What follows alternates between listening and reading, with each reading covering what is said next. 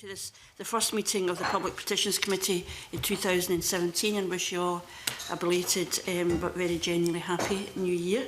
And can I remind members and others in the room to switch phones and other devices to silent. Agenda item 1 is a decision on taking business in private. The first item today relates to our future consideration of a draft report on petition PE 1463 on effective thyroid and adrenal testing, diagnosis and treatment. Do members agree that our consideration of the draft report on this petition be taken in private at future meetings? Is that agreed? Thank you. We can now move to agenda item number 2, current petitions. Petition 1458 on the register of interest for members of Scotland's judiciary. Our second agenda item is evidence on petition 1458 from Professor Alan Patterson. As members will recall, the petitioner suggested that the committee may wish to invite oral evidence from Professor Patterson, and he has agreed to appear this morning. And I'd like to welcome you to the meeting. We appreciate your attendance. I wonder if you'd like to make any opening comments, and if so, I invite you to do so for up to about 5 minutes. And after that, we can take questions from members. Well, thank you, Convener. I'm happy to answer any questions that I can to the committee on this topic. In terms of a preliminary statement, I would say that I see the issue of a register of interests for the judiciary in Scotland as an important issue, but an issue on which, as I said in my written evidence, I haven't reached a concluded opinion on. Where I have expressed an opinion is in relation to the Supreme Court, where I think that the balance probably tips, in my view, towards there being a need for a register of interests. And I've explained why I think that in my written evidence and in the lecture that I gave, the Hamlin lecture, where I said that. For me, the question of register of interests comes back to the role of the judiciary in a democracy.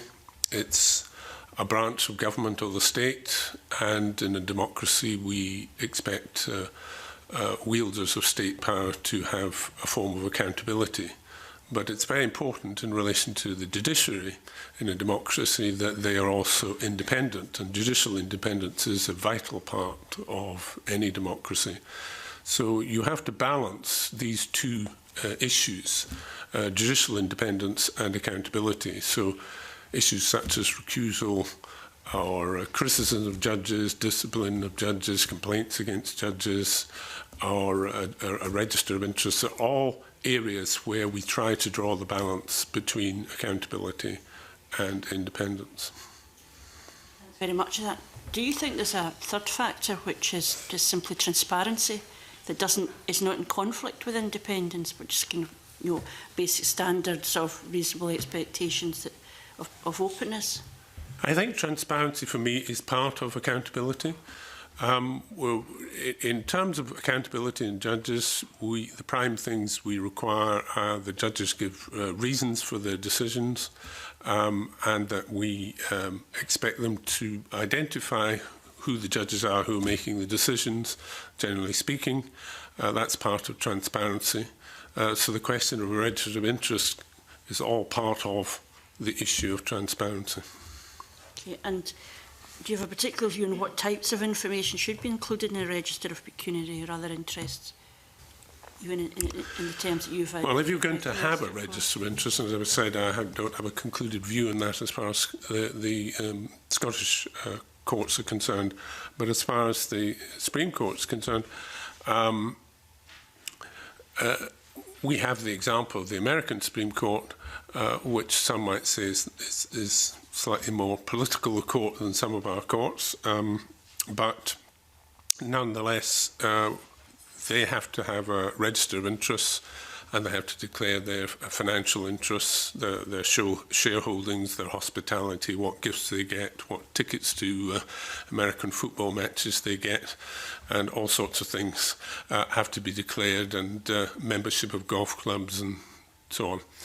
And they also, at the start of their career as a Supreme Court, have to sign up a detailed account of what clubs they're members of, what trustees they're member of, and whether they're Masons and all those issues. The system works. From time to time it throws up issues, but it can work. Now, in the House of Lords, when it was the precursor to the Supreme Court, because the Supreme Court started in 2009, but before that, it was the judges in the House of Lords that were the Supreme Court. They had a register of interests, and the judges who were members of the House of Lords then became Supreme Court judges. For example, Lord Hope of Craighead. Now that he's gone back to the House of Lords, he has a register of interests, and you can look it up on the website and you can see what his interests are. But when he was on the Supreme Court, you couldn't. For me, I think the Supreme Court has been very good at transparency, rightly so, much better generally at transparency than the House of Lords was, much more open. All the proceedings are televised. When the Brexit judgment comes down on Tuesday, we'll be able to see it. You'll be able to watch everything happening. But they just don't have a register of interest, but they had before. And if they go back to the House of Lords, some of them, they'll have it again. So. Interesting. Okay, thank you very much. Maurice Corey? Yes. Good morning, Professor Patterson. One of the issues that have been raised in previous evidence is that whether a register would capture the circumstances in which a conflict would mean that it would not be appropriate for a judge to hear a case could arise. For example, a judge may only become aware of a conflict at the point of seeing a witness list and identifying a social relationship with a witness. Could I ask you of any views on that? Well, the judicial oath and the judicial code of conduct, which are very important in Scotland, means that if you know you've got an interest, i.e. a relative is going to appear before you, then at least if they're parties in the case, you'll be expected to step down. But occasionally, a register of interest, if you had one, at its highest, would identify some conflicts which would either remind you or alert others to the fact that you have a potential interest. Not so much necessarily on relatives, but one of the curiosities about the American Supreme Court is about once or twice a year, the justices, including the Chief Justice, overlook a shareholding that they have and a corporation in which these shares are in comes up in a litigation, and they get involved in the litigation, and then somebody remembers, oh, you've got shareholdings in that. And it's not venal, it's not deliberate, there's no attempt at bias. It's, oh, they made a mistake, they overlooked it. So the strength of a judicial register is it allows fair-minded, independent, external observers to say, haven't you got a potential interest here? And the matter can be aired before the case starts. If you don't have a judicial register of interest, then it's all left to the judge and the judge's memory. And even at the American Supreme Court level, occasionally the judicial memory fails. Not very often. Right. Okay. Thank you. Thank you, Convener. Good morning, Professor Patterson. I wonder if you could expand a wee bit on examples of judicial officers holding, registering their interests in connection with other roles. The petitioners noted this in connection with the board of the Scottish Courts and Tribunal Service, and you mentioned the Supreme Court. Are you aware of any issues that have arisen for these office holders in being able to hear cases in connection with their registered interests? I mean, what precedents are there in that field that you know of? I'm not sure I have an answer to that question. I'm not sure what the petitioner was getting at. Do you know? Could you elaborate a little more about what was troubling him? Because nothing immediately springs to mind. But. Well, I think he just raised the whole subject of the connection, with the board of the Scottish Courts and Tribunal Service, and you've mentioned the the similarity between the Supreme Court and former law lords. So really just trying to tease out what, you know, what issues could arise from that, in your opinion. I'm apologising for being unhelpful. Nothing immediately is springing to mind about that. No, that's fine. That's fine. It's just if you were able to tease out a bit further. Thank you. Brian Whittam.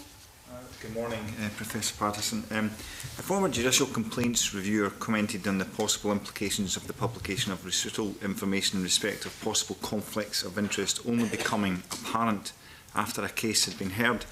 Her view was that a register of interest could avert complaints by enabling any perceived conflicts to be addressed before or at the time when a case is heard. Can you perhaps elaborate on that and maybe give us your views? Well, let me go back to the House of Lords Supreme Court. One of the reasons that I raise an eyebrow at the stance of the Supreme Court on this is that one of their shakiest moments was the General Pinochet affair. General Pinochet came to the UK for medical treatment, and a Spanish judge, using appropriate international processes, arranged for him to be arrested for alleged crimes in the junta in Chile. And his case went up to the House of Lords, and at relatively short notice, the membership of the panel that was going to hear the case had to change, and Lord Hoffman was brought in as the next most senior judge.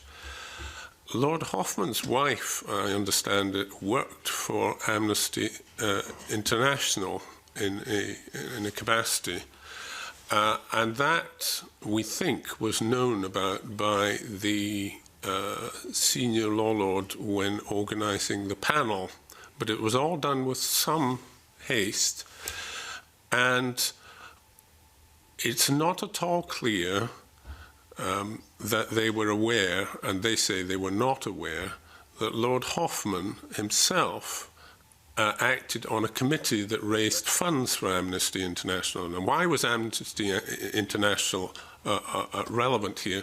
Well, Amnesty International has views about torture, and it had asked to become an intervener on the House of Lords, and it was the very first case in which an intervener had been allowed.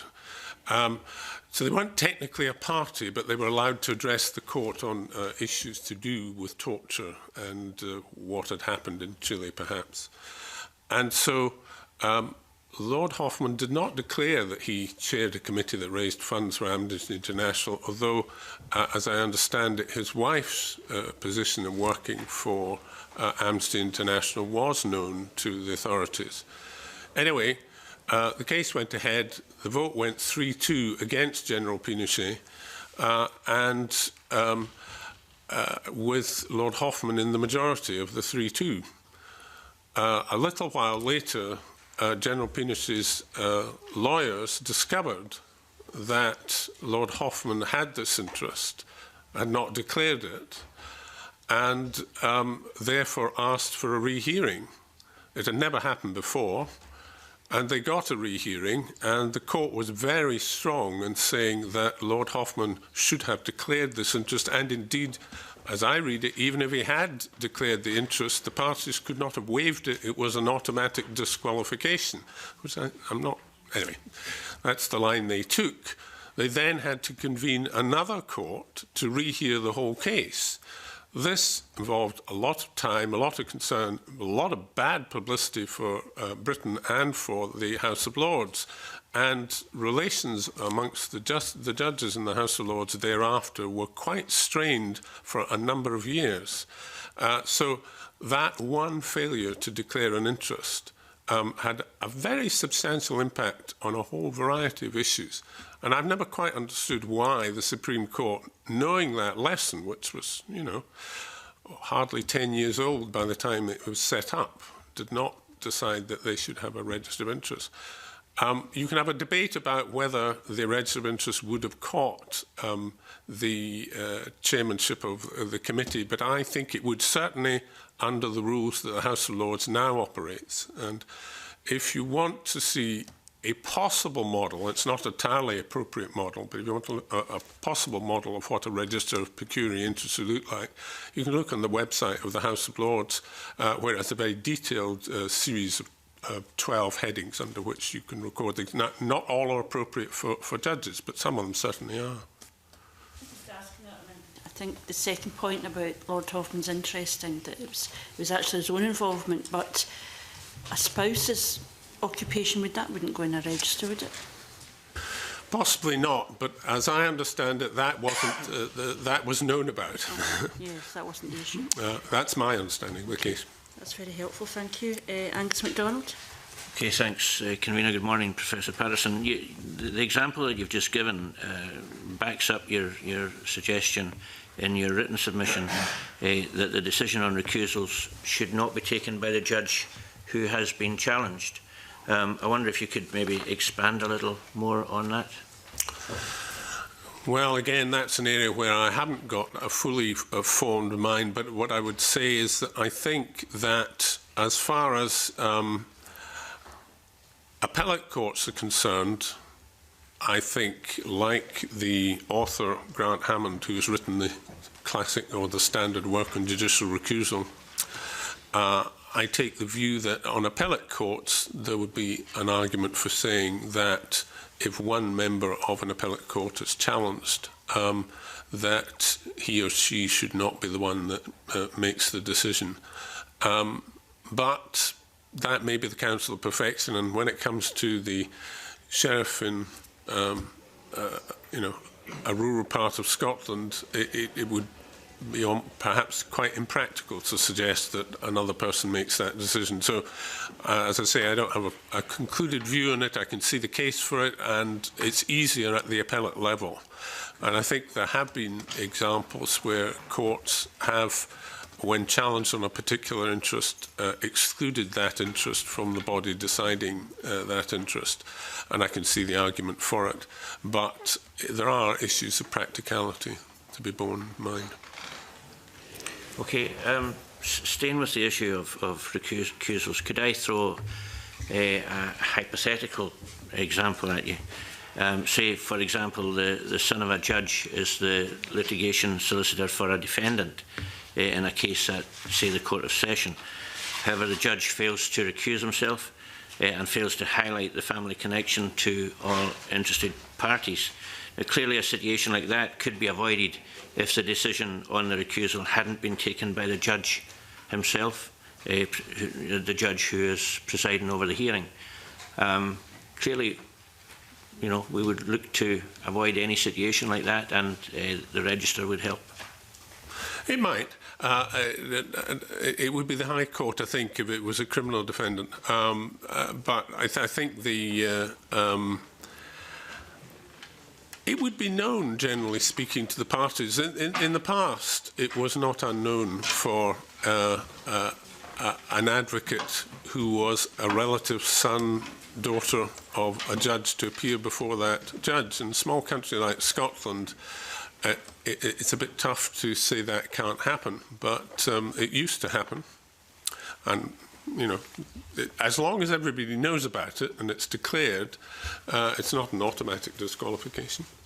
And usually speaking, in those situations, the parties would all know, and no comment would be, no objection would be made. Okay, thank you. Maurice Corrie. Thank you. Professor Patterson, what consideration have you given to the potential for additional costs or delays to cases being heard if the recusal system were to be developed in this way? Well, that's one of the things, you're right. That's why I raised the practicality issues. Recusal is one of these areas where you have to draw an appropriate balance between transparency, accountability and independence. And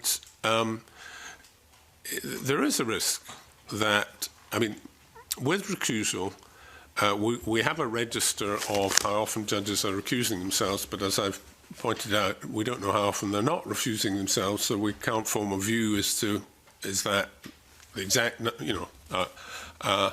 have they always got it right? Are there situations where maybe they didn't get it right? Because the test to be applied is whether the fair-minded, fully informed, independent observer would think there's a possibility of bias. It's not whether the judge thinks there's a possibility of bias, it's a question of whether an independent, fair-minded, reasonable observer, probably a layperson, would think that there's a possibility the tribunal might be biased. And therefore it's possible for a judge to take one view and an independent position might take a different one. But I don't... that's why we... recusal is an issue that we have to look hard at. Do I think a register of interests, certainly at the appellate level, would lead to massive numbers of challenges that could lead to real problems? If one introduced the system whereby somebody else had to decide that, I think it might. So that, I think, as I've said, I think practical considerations may make my counsel of perfection about, in the ideal world, somebody else would make the decision unrealistic. I think it's more possible at the appellate level. Can I ask a further sort of supplementary to that? Are there any examples you're aware of, serious examples, where this sort of judiciary abusal has actually been a real cause for a problem, which would then necessitate this going forward to be set up? Well, the Hoffman case is a standard case of what went wrong. No, it's not a...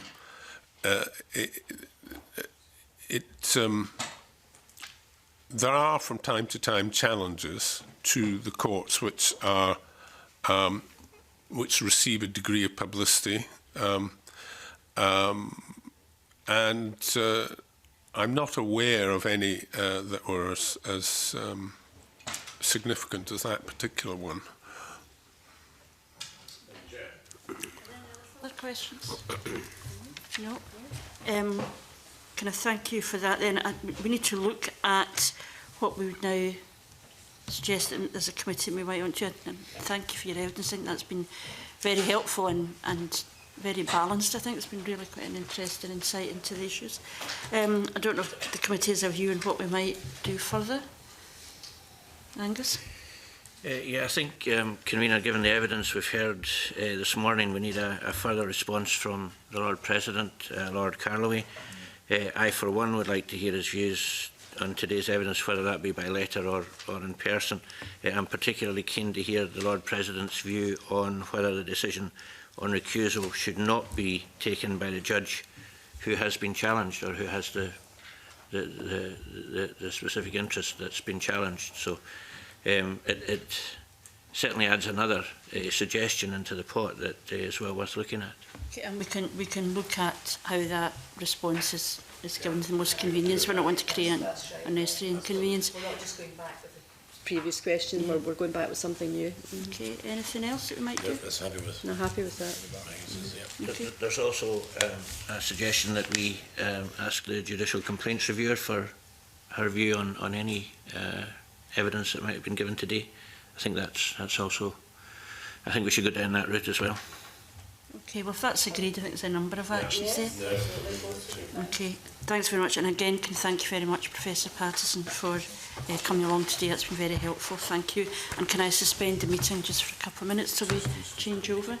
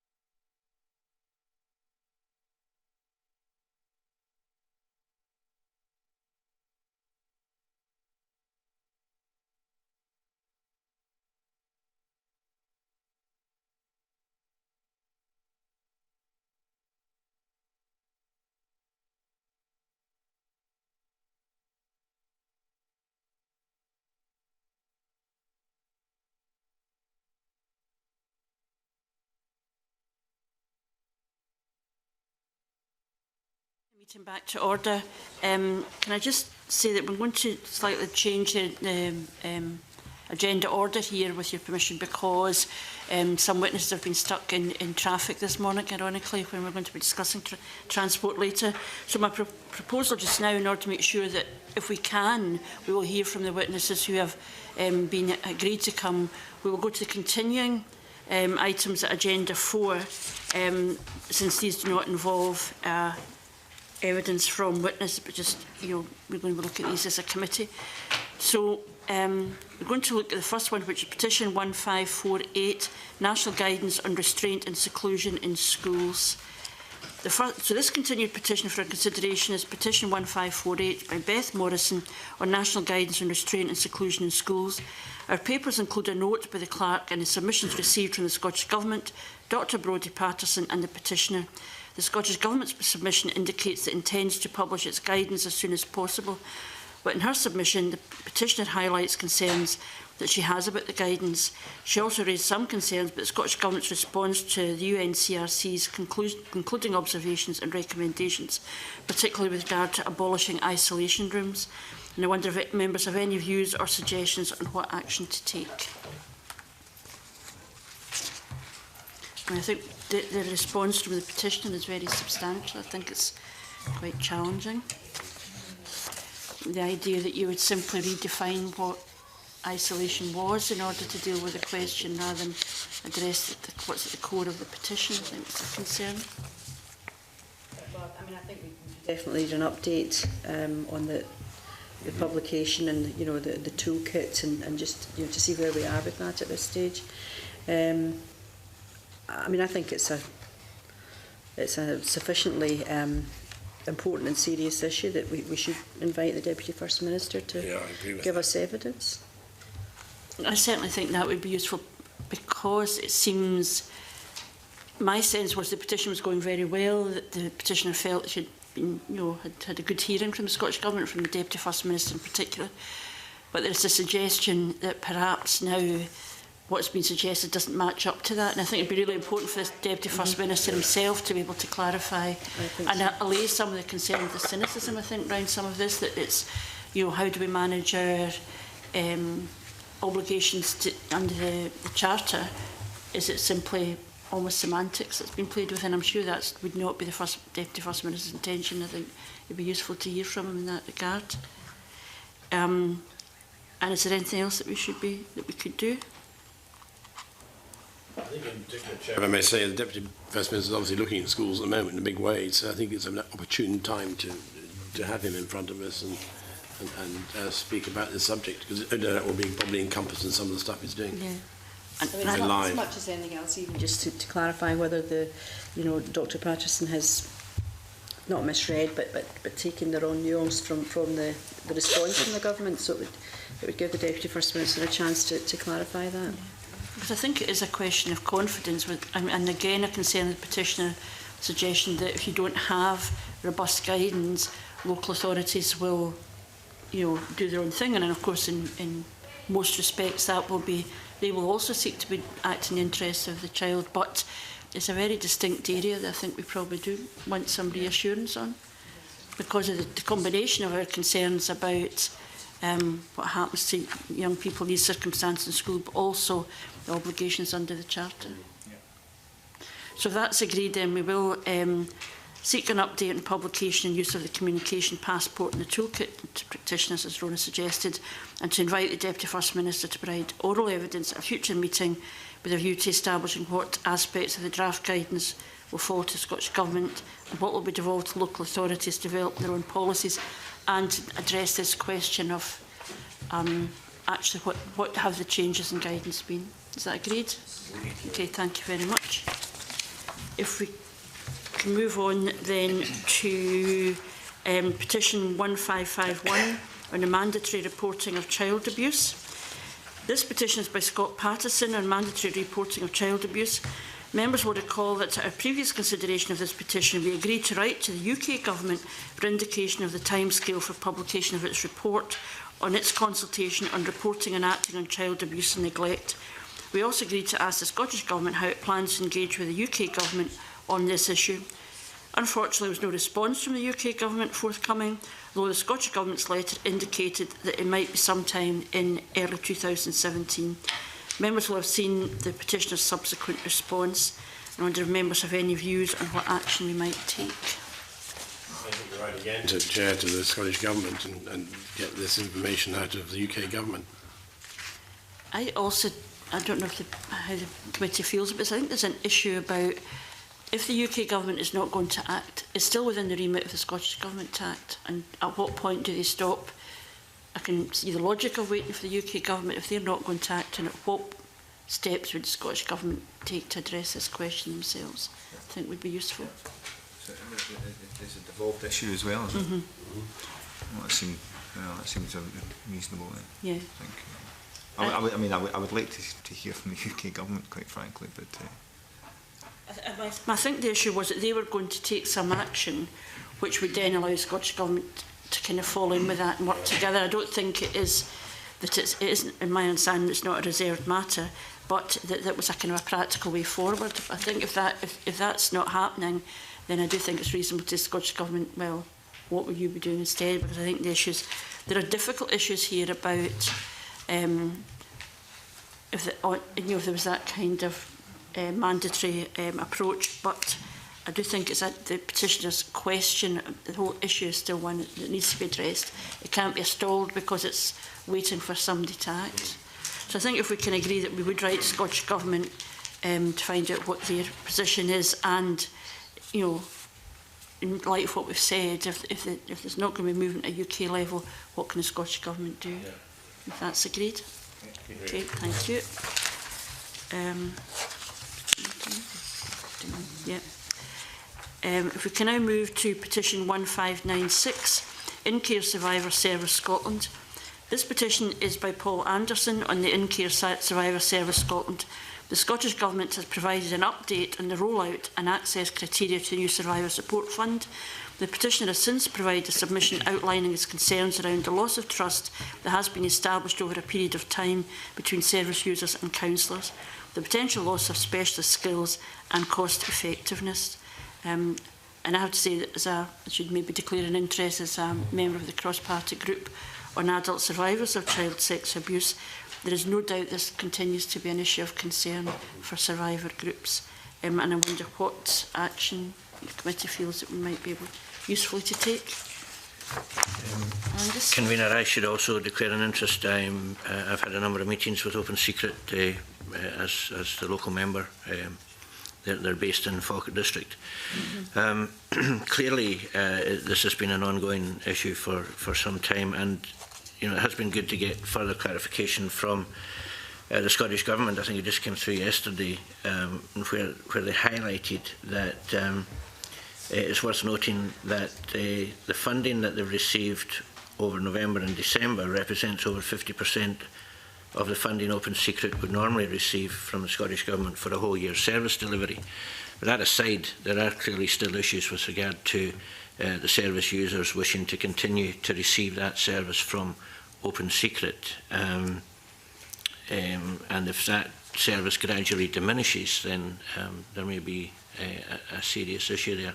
So I think we should write to the Cabinet Secretary for Education and Skills for clarity on the interim finance arrangements that have been put in with Open Secret in light of the petitioner's concerns with regard to the cost effectiveness and the potential loss of the skills that Open Secret have been providing for a number of years now. Okay. Yes, I support that. I should declare an interest to the petitioner as a constituent of mine, and I've had contact with him. I think there needs to be some clarity on the long-term sustainability of funding, and for the point of view of the service users. So I think I would support what my colleague says, the action, just to get clarification on that. I agree too. I've also declared interest. I've spoken with Paul Anderson about this, and I think that's the best way forward, as Mr McDonald has recommended. Okay. I mean, I think there is an issue, a continuing issue about the model that's been used to support survivors, that it's not just a medical model. This is the argument that actually people aren't necessarily ill, they're responding to a circumstance which they found themselves, and therefore we need reassurance around the variety of supports that are there, which may be slightly beyond the remit of the specific petition, but this question of the break trust is actually quite an important one. Yeah, I think when it goes beyond a physical medical condition, I think that's where there's a bit of grey area. And there are hugely specialist and excellent organisations like Open Secret Health which have developed that kind of support. So if we're agreeing to write to the Cabinet Secretary, he's going to be a busy man, for education skills, for clarity on the interim finance arrangements and the other issues that have been highlighted in the petition. There is a suggestion here that we refer the petition to the Education Committee, but if we refer it, we would need to let it go, wouldn't we? So shall we we'll wait at this point? Yeah. Okay, is there anything else we might do? Just, I think, to underline to the petition and others that we do regard this as an issue of importance, and that we would hope we could get a resolution to it. Okay, is that agreed? Yes. Okay, if I can suspend the meeting until we get the next witnesses in.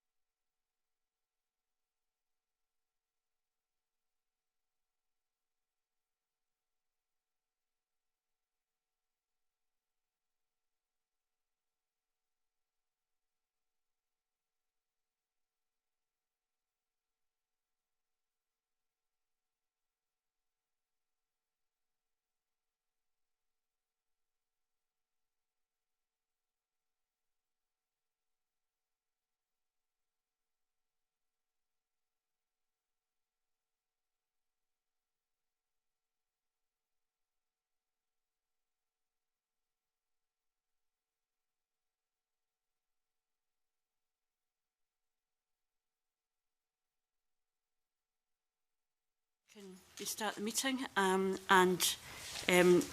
we are now moving to agenda item 3 on a new petition on petition 1626 on the regulation of bus services. This petition was lodged by Pat Rafferty on behalf of Unite Scotland, but can I welcome David Eyre on behalf of Unite Scotland to this morning's meeting, along with Ian Taylor, who's Director of Transport for Quality of Life, and can I thank David for stepping in. Obviously there have been transport there's difficulties this morning, but I appreciate very much your input. Can I ask if you want to make a brief opening statement, no more than 5 minutes, after which we will move to questions from committee members. Thank you, Convener. Can I thank the Convener and the committee for rejigging your agenda in an attempt to make sure that Pat got here and pass on his apologies to the committee. Unite is the biggest union representing bus workers in Scotland, and the bus services of this country are of extreme importance to us. Since 2006, we have subsidised the bus industry in Scotland to the tune of around £2.6 billion, but that public investment is not delivering the bus services that the people of Scotland expect or deserve. Routes are being slashed, passenger journeys are falling, prices are rocketing, and quite simply our deregulated bus system is failing the people of Scotland.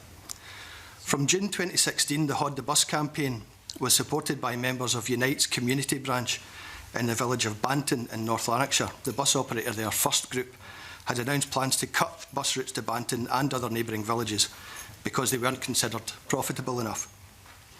Banton doesn't have any shops, so the bus service was a lifeline service. The cuts would have prevented people getting to work. Children would have been unable to go to after-school clubs or even to nursery.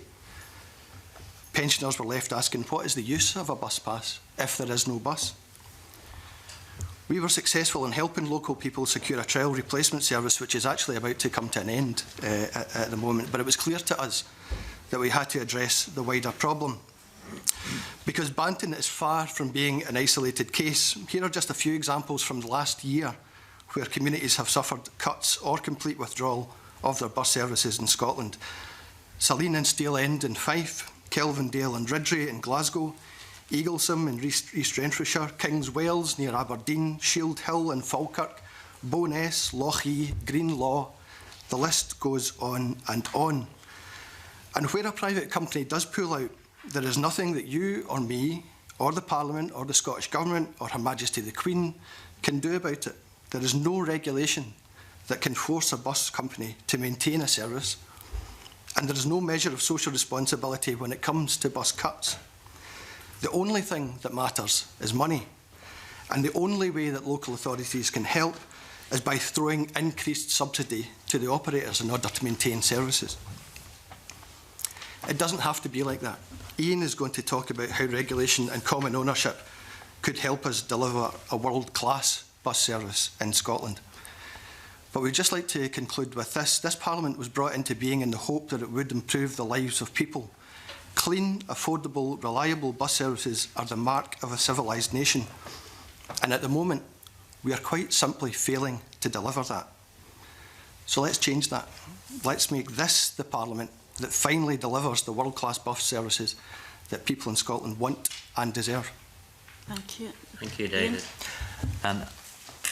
I'd like to make just 2 points as introductory points, which arise from a report that we did about how to build a world-class bus system for Britain. Those 2 points are that our bus network should be designed as a network and not left as a chaotic free-for-all. And secondly, that very significant amounts of money are being wasted. So just to elaborate on those a little bit, it may seem an obvious point that your public transport network should be designed. But in fact, the deregulation of buses back in the 80s removed the powers through which local transport authorities could design coherent, integrated networks. And so what we've had since is a situation where the operators, quite logically and naturally, follow the commercial imperative and cherry-pick the best routes. What that leaves is a situation where the local transport authorities are left running behind to try to fill in the gaps and pick up the pieces. This is a highly inefficient way of putting together a public transport network. Now, to add insult to injury, it tends to be the same companies that are contracted, with further profit involved, to fill in the gaps for off-peak services and to run to places that are where you need these as socially vital services.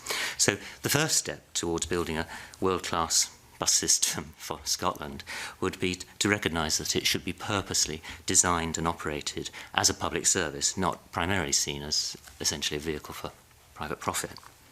The second point I'd like to make is about the amounts of money. Now, we circulated to the committee in advance some rather intimidating-looking tables, I'm afraid, but there's just three figures I'm going to pick up off the one that is headed up Scottish Bus Company profits. We can go straight to the bottom right-hand corner, where there's a figure for the average percentage of profit. It says 8.77%. Let's call that 8.8%. 8.8% profit. Now, that is most significant because it is double the level, it's more than double the level of profit that is made under the regulated system in London, which is 3.8%. Now, that difference, you may say, well, what does that amount to in absolute terms? Well, it amounts to about £14 million, which could be put to good use by the local transport authorities. And of course, what happens in London is that Transport for London actually decides what the routes will be, and it lets those at a fixed price, and it defines what the services will be, and companies bid in. And it can therefore take the decision that it will make money on the lucrative routes and cross-subsidise socially essential routes in places where it wants those, or times of day, or across weekends, where those routes probably wouldn't otherwise exist. So that's the approach. That's the approach in London. I would say that it is possible to go one step further, and you see this right across Europe, where the major European cities with world-class transport systems tend to own their public transport networks. And in that case, of course, you can have a not-for-profit system where the figure that is relevant would be the very bottom figure on here, which is 24 million, because you capture the whole profit leakage. I'd go a little bit further and say that it's not just the profit leakage that matters. The other sheets, which I won't go into at this moment, we can look at them during the course of the discussion. One of the things that those reveal is that there are other savings that are of an equivalent scale, which would come from the efficiencies you get from putting the network together in one go, your bill for tendered supported services goes down. And also, what you can do is you can create an attractive network and build patronage. It is well proven now that if you have a simple, attractive ticketing system that covers the whole lot, you have an integrated network, you do grow patronage. And the savings that amount from this, the most significant thing is that they are more, when you look at these savings, than the austerity cuts that have been made to bus services in recent years. That is the amounts that we're talking about. So where does that leave us, just to finish with? It's quite ironic, I feel, that it is a Conservative government in Westminster which is taking legislative steps to reverse what actually was a Conservative policy in the 1980s of deregulating buses under Margaret Thatcher, of course. And looking to Scotland, I find myself astonished, frankly, that there isn't something similar happening in Scotland. I mean, fundamentally, what changed in England from those that have had the discussions is that the Treasury clocked that there was a lot of money going to waste, and so it was George Osborne's discussions with the regions and the devolution agenda that pushed this. And I would strongly encourage the committee to put this into play in the Scottish context.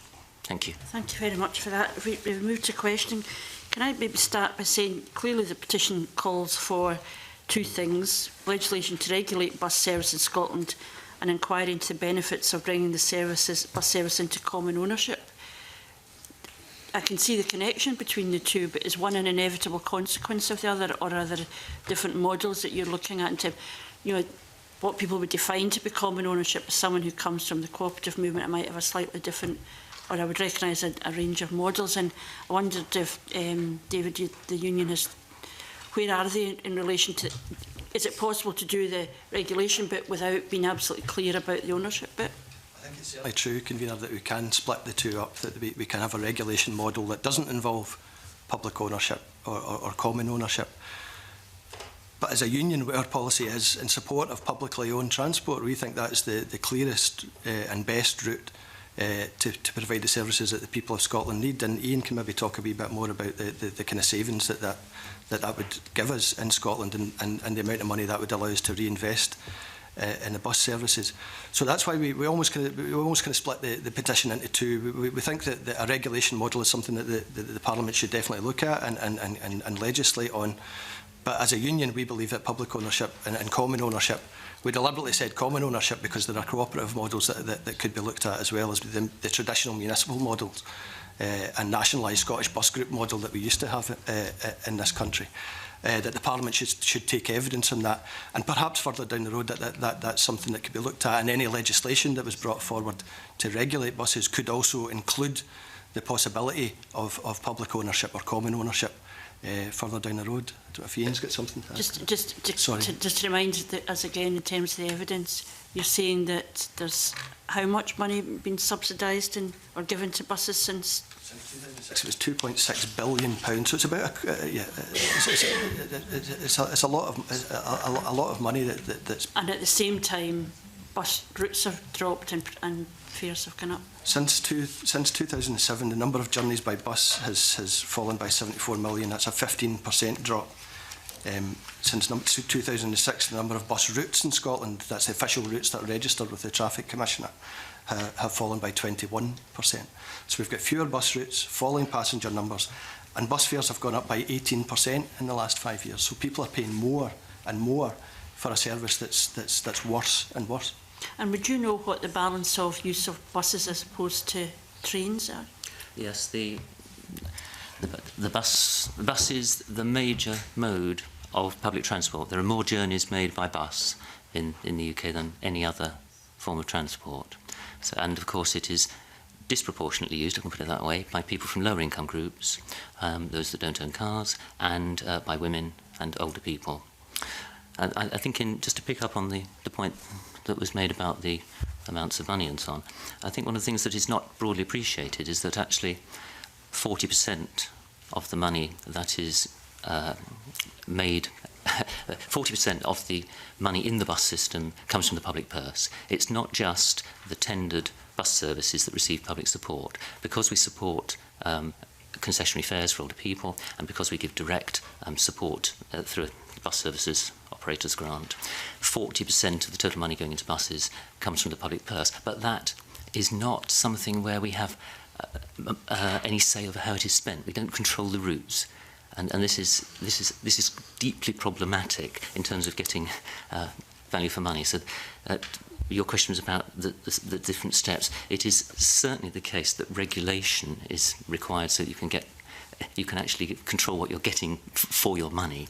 But beyond that, it's very interesting to look at the situation where it is the norm in Europe, really, that public ownership and a not-for-profit system is what you'd have. So if you went to a place like Munich, they would talk to you about having one area, one network, one brand, and it would be something they've got complete control of. And they would do this under a public ownership system. In fact, 88% of all local transport trips in Germany are made on publicly owned public transport. And in France, there has been a recent trend of moving towards municipal ownership to get better value. And this has been across the political spectrum. So there's 25 municipalities in France that we counted when we did this report, and they've set up things that they call Société, excuse my French, Société Publique Locale. Those are municipalities of all political flavours and complexions that have set up what is a local publicly owned transport. And those have the advantages once you've done that under European law, you can say, we own this, and there is provision under the European directives that say you can exclude competition. So where we do have, and we have excellent, Lothian Bus is an excellent public transport provider, it is actually fettered, though. It has to be protective of itself against the potential for incursion, and that means it can't build the network and do things like cross-subsidise the network. So all of these things run together, really. Okay. Thank you. Yes, just with regard to legislation, you identified that you supported the Members' Bills proposals lodged in Sessions 3 and 4 in the Parliament. The proposal in Session 3 didn't gather sufficient support and fell before the end of the session. Session 4 proposal did gather sufficient support to secure the right to introduce a bill, but it fell on dissolution in the absence of a bill not having been introduced. You supported both proposals, and I just wondered if you could say, were you encouraged by the sort of upwards trajectory of the support between the proposals, and how did you feel about that? Obviously, I wasn't working for United at the time, but I think I can say that there did seem to be a change in the way that the two bills were looked at, and it was certainly encouraging that there was a wider debate, certainly in the second bill, around the proposal, and it did seem that there was more support for the proposal for regulation when the second bill came through. I think it's important that this is coming through the Public Petitions Committee, because this is an issue which I think affects every constituency and therefore every political party that's represented in the Scottish Parliament will have constituents who are suffering as a result of this. It was very interesting during the process of collecting signatures for this petition. The Parliament's excellent system gives people the ability to make comments as they sign the petition, and more than 200 people did that when they signed the petition, with first-hand examples of how bus cuts were affecting them in their communities. And as far as Unite is concerned, it's obviously an important issue to us and our members who are directly employed in the bus industry. But as a union that represents workers across Scotland who rely on bus services to get to work, to do their normal business, to get to have their children get to school, this is a demand, I think, that's growing and growing in Scotland. Detecting that you feel that there's much even more of a mood now to go down that route. Yeah, that's definitely the case. And today in the gallery we've got representatives of the Get Glasgow Moving campaign who've been very active in Glasgow, where we have 49% of people in Glasgow who don't have access to a car. And the public transport system, the buses in particular in Glasgow, are fundamental for people in Glasgow to get around. And so I think there is a growing demand in Scotland and a growing expectation from people in Scotland that the Parliament will now act. Thank you. Okay. Thank you, Chair. Good morning, Mr. Taylor.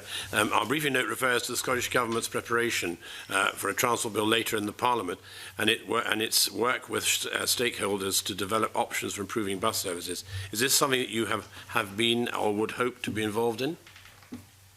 We've been directly involved in at the moment. We would definitely be hoping to be engaged. You'd like to be? Definitely hope to be engaged during the process of any transport bill. But I think the important thing, Mr. Corrie, is that as this process goes through the Petitions Committee, the Parliament, through this committee, takes the opportunity to listen to the voices of the people of Scotland and to get a full picture of the really terrible impacts that are happening on communities in this country as a result of the deregulated system that we have at the moment. And quite often, I think, through a legislative process, stakeholders are very often the people who are already organised. They're the people who are already in organisations, if you like. I think it would be a great thing if the Parliament, through this committee, was able to uncover the evidence of people on the ground in Scotland and not just the usual stakeholders, if you like. May I Thank you. Can I? Sorry. Sorry, I was just going to add a slightly different point on stakeholders and raise the issue of the actual bus companies themselves. Now, it could be that one of the reasons that there hasn't been progress in Scotland would be associated with the fact that there's two very large bus companies in Scotland, the First Group and Stagecoach, which is Scotland-based, neither of whom have shown themselves to be in favour of re-regulation. But I would just like to point out that there are bus companies that are in favour of re-regulation, and they are some of the big ones as well. So you could go through a list which is Keolis, RATP and Abellio, HCT and Tower Transport. And you won't have heard of all of those, but basically Abellio is a big bus company which is part of the Dutch railway system. RATP is something which is a big bus company that runs in Paris. Keolis is also French-based, and they are strongly in favour. And it's interesting that all of those have a lot of experience of European systems where it is re-regulated, and some of these operators have much more experience than First. And I think that what they're seeing is that actually they would prefer a system where it didn't have a lot of what this is wasteful requirements to sort of be fending off what is seen as inefficient in a more European perspective, inefficient competition. Can I ask supplementary? Sorry, Chair.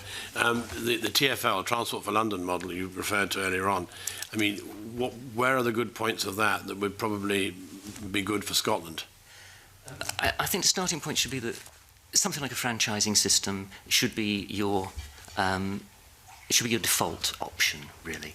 I would say that if you're going to adopt that, I think that I would start with some duties on the local transport authorities.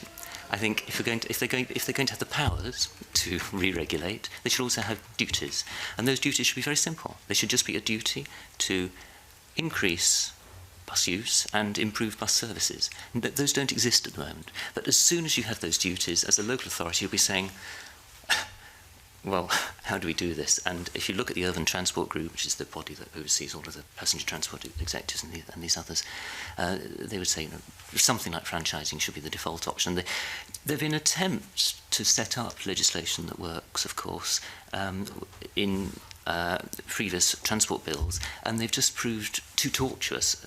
Nexus, the North East Authority around Newcastle, tried to go through the legislation that exists to try to get some sort of franchising system, and it was just impossible for them to complete that. But the London system has a lot to recommend it, and you could improve on it by actually saying that you would do what has been proposed by the latest mayor in London, which is that actually you have a system a bit like in Germany, where in Germany they have tariff Treue, where they say we will impose some across the board paying conditions minima, so you must pay your drivers the minimum wage and this sort of thing. But it basically works. It works pretty well in London, and you can achieve one of the biggest things that you can achieve under that kind of system, which you cannot do under a deregulated system, is you can get a system where you've got one network, one brand, one ticket.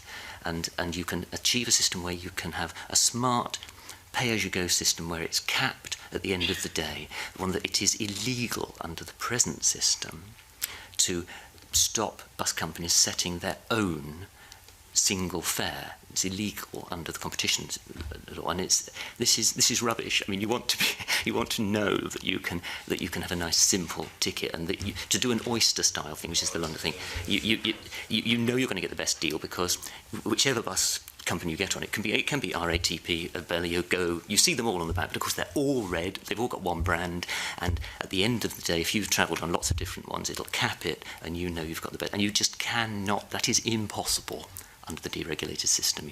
If you go down the franchising system and you've got regulation, you can say this is the fare structure, and this is what they say in Munich. You know, one network, one ticket, one brand, and you can invest in that. Yeah, okay, thanks very much. Angus MacDonald. Okay, thanks, Convener. Good morning, David. Good morning, Ian. You've clearly put forward a well-argued case so far, for which I've got a lot of sympathy.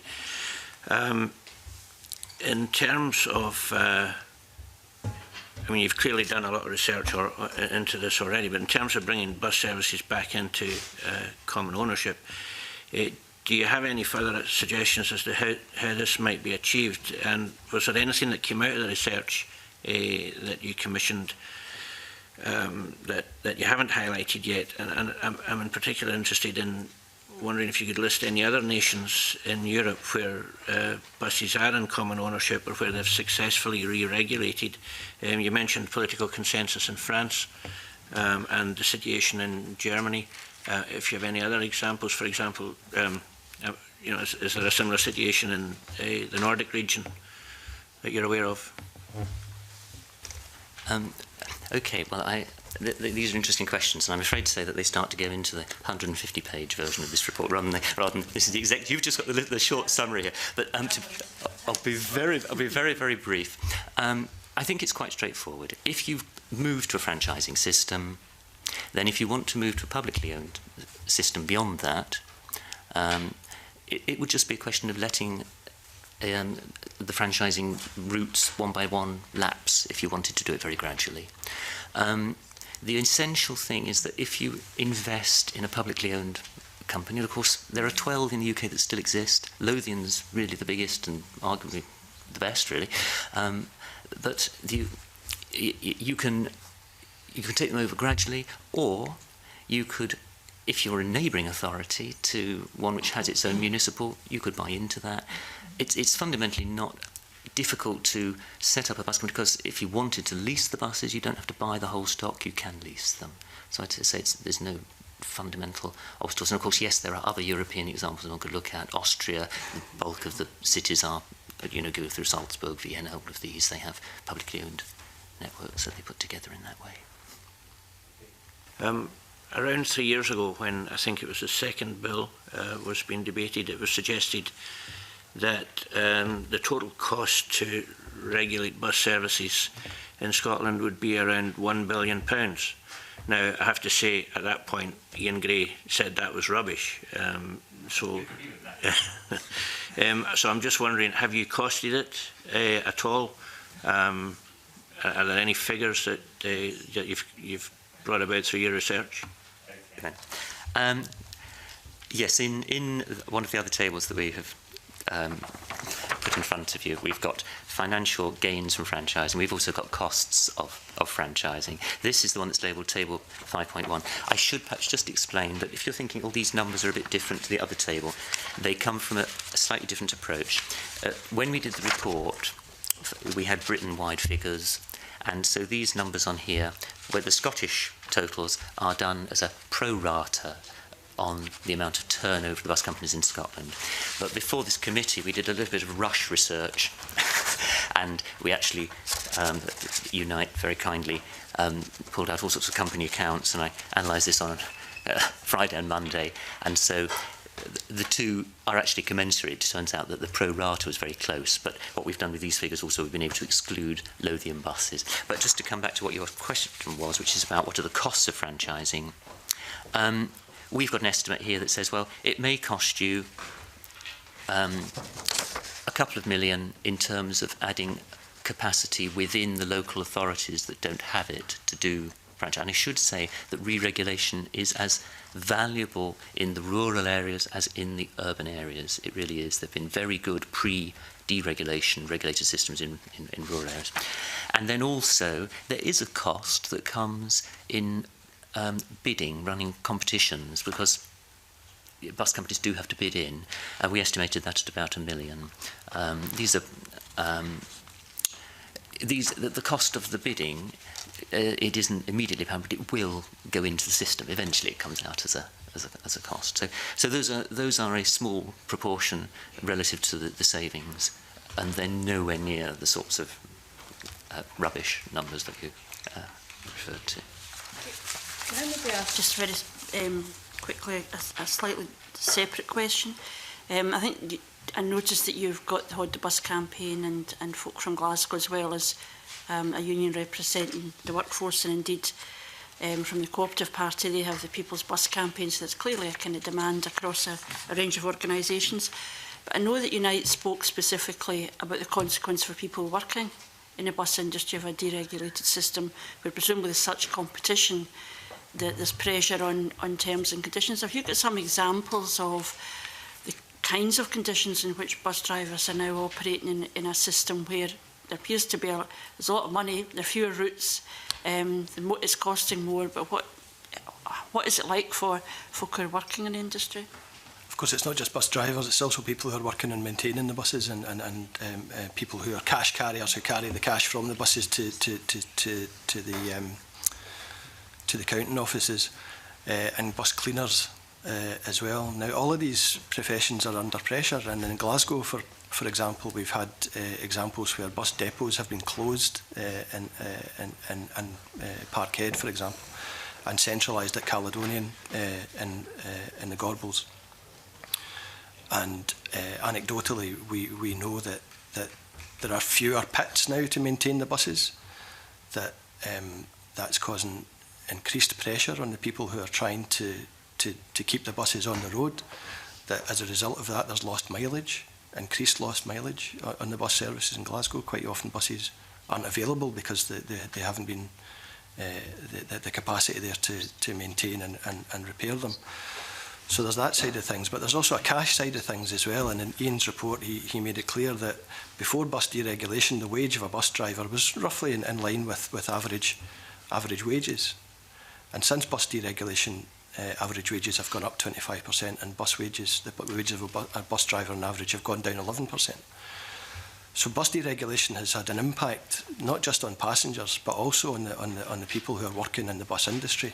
It's been bad for people, our members who are working in the bus industry. Now, some places are better than others, and some companies are better than others, and Lothian Buses probably stands out as one of the companies that is in terms of its terms and conditions for members, one of the better bus companies. And it's no accident that Lothian Buses is a municipally owned company.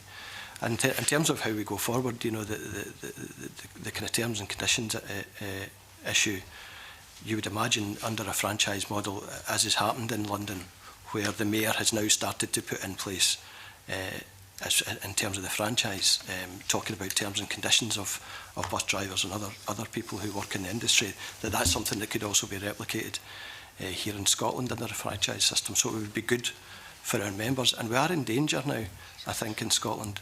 We have a franchising system in London. There's a bus services bill going through Westminster that could potentially roll out a franchising system to every local authority in England.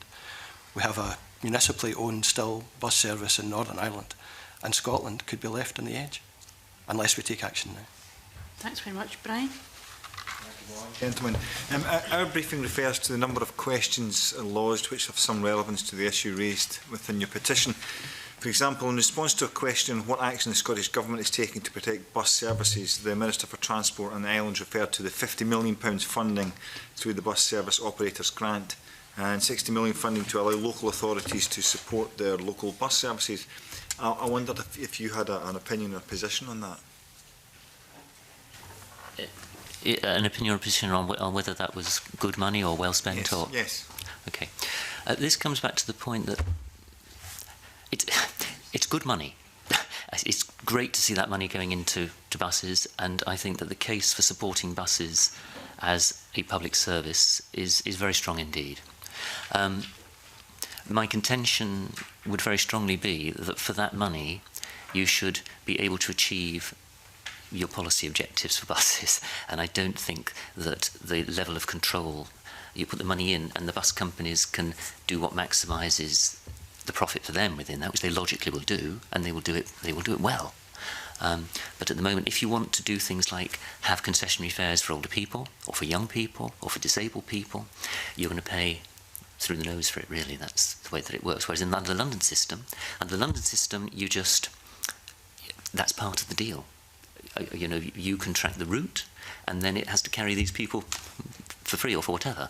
Under the system we've got, there's a system which is quite controversial, really, about how the fare system works, which is that the bus companies will say, well, we're going to get more money if we have high fares because they get reimbursed on the road. So one of the reasons we tend to have rather high rural fares, and I happen to live in Wales, and we have very high fares, it is contended by those that are in the know that really it's because if you have high set fares, you get reimbursed more for your concessions. And then there's the fact that the regime doesn't work very well if the bus companies decide, oh, we'll put on a whole new route. You still end up reimbursing for what should have been cost neutral. So I think there's a question of how this money is spent, but I think it goes much beyond this as well. I think that's only the direct money. We should be aware that the public purse is also building bus priority measures. It is the public authorities that go around putting in bus stations, bus stops. It's also the local transport authorities that have to run around doing the timetables, the leafleting, and all of this sort of thing. And if you go to many places, there's not an overall network map. I mean, you can get a network map for Leicester, for example. It says map of the bus network in Leicester and by Arriva, but it isn't a map of the bus network. It's just a map of the Arriva bus network in Leicester. So all these things. And the point I'm trying to work towards is that, in fact, we've got the local authorities putting in bus priority money and all sort of money, but it's something which is doing a lot of the work for the bus companies themselves. I mean, we wouldn't expect to be doing marketing for Tesco's.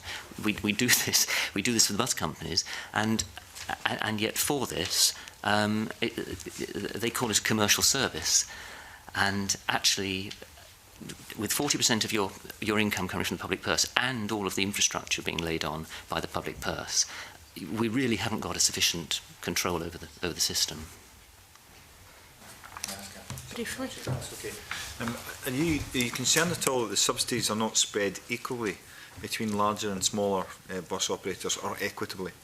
Is there a need to strike a balance between commercial need and social need? I'm presuming that's what you're alluding to, really. I mean, as I said in the opening, the only mechanism that we have at the moment where a bus company decides that a route is not profitable is for the local authority to subsidise that route, and it would depend where. In different areas, for example, in Lothian, where we have a publicly owned bus service, anecdotally, the amount of bus support that goes into support subsidised routes is less than other areas in Scotland. For example, I mentioned Banton. The service that's been running in Banton for the last 6 months is only running because North Lanarkshire Council are funding it. Maybe Ian's got more figures. I think some of the smaller bus operators might find your question quite resonant, because since deregulation, what we've seen is a situation where the large bus companies have had the muscle to exclude small operators or buy them out, depends. And what we've now ended up with is essentially a big six across the UK, and you've got a system which functionally is that you have a cartel of local monopolies. That's putting it really bluntly, but that's what we've got. And this was not what was meant to happen under deregulation. It wasn't what, and this is presumably one of the reasons that there is a turning back against what has happened. Now, what the franchising system does is that it gives quite a simple way in for smaller operators. You know, Hackney Community Transport has grown, which, and I think this was one of Shine Lamont's questions about different forms of not-for-profit and corporate ownership. It is a not-for-profit group. It started as a community transport group in London, worked under the franchise system. It's now grown to a 40 million turnover. It's a nationwide group and runs all of the buses in Jersey and Guernsey under the franchising there. So the small operators quite... And some of the smaller operators have very good reputations. They've had to be really good to survive against the big guys. And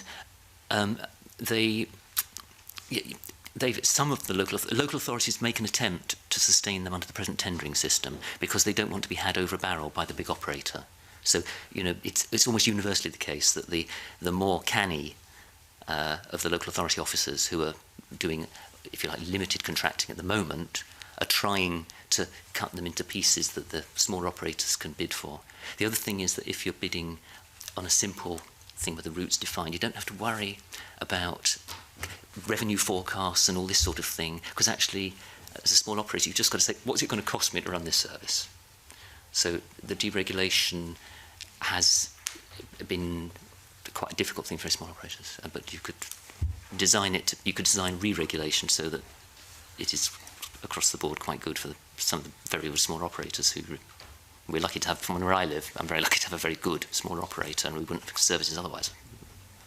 Yeah, I suspect we could discuss this for another 3 hours, and because there's so many different issues, including one we've not really touched, which is the capacity of community transport to deliver a service as well, and so on. And I don't want unnecessarily to close it down, but we do have to move on. There are pressures on our time. I note that Pat Rafferty is now in the gallery, and regret that for transport challenges, because of transport challenges, you're unable to be here. But however, I think it would be fair to say that the evidence coming from the representatives has been really useful. I don't know if you have any very last brief comments before we look at how we might take it forward. Point which you haven't asked as a question and possibly should have done, which is that people, excuse me saying so, people, one of the counter arguments that people come up with is say, but London has lots of money and the London system's terribly expensive, surely. And this isn't a valid point for two reasons. The first is that up until the year 2000, actually support to bus service in London was run down and got to virtually zero. But the patronage held up in a way it didn't in other areas. And secondly, if you actually look at the patronage in terms of the value per trip, the subsidy levels per trip made in London are lower than elsewhere. And so I thought I'd just throw that in as a parting shot, since it's one of the counter-arguments that does tend to come up. Thank you very much for your time, though. Questions we didn't ask, but we'll bear that in mind for the future. But obviously I would say that, maybe to Pat Rafferty in particular, but to others, that if there's following this evidence session and still things you want to follow up with the committee, feel free to do so. So in terms of how we want to take this forward, we need to think, I think I would be speaking for the committee and recognising there is an issue here. It's something we want to look further at. So I don't know if there are any suggestions of what we might do.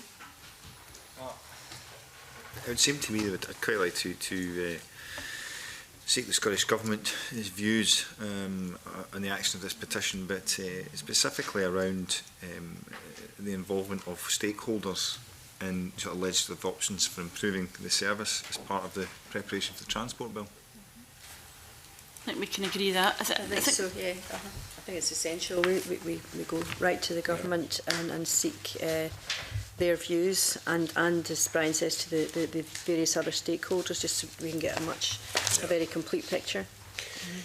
Chair, into the question of talking to, I agree entirely on both those as stakeholders as well being written to, is we include specifically Strathclyde passenger transport, because they cover quite a lot of issues on that.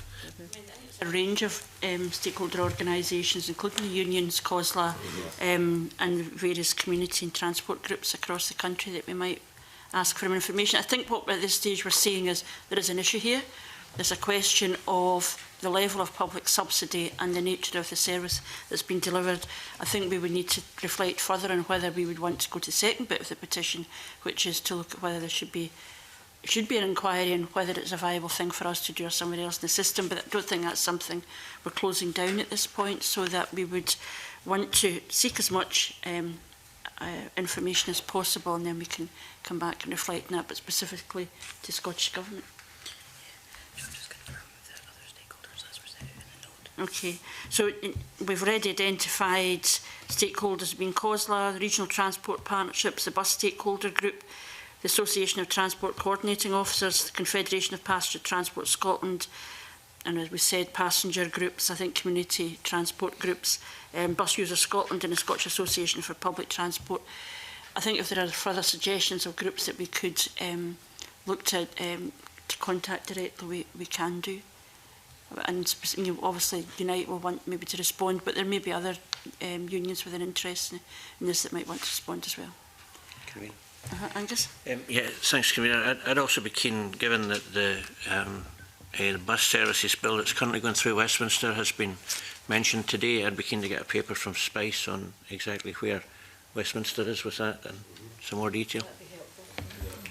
Very useful. But I think there has been some, well, it's been given in evidence that there's a shift in policy position elsewhere in the United Kingdom. Okay, if that's agreed, then can I again thank the witnesses for their evidence. Thank you for your attendance today.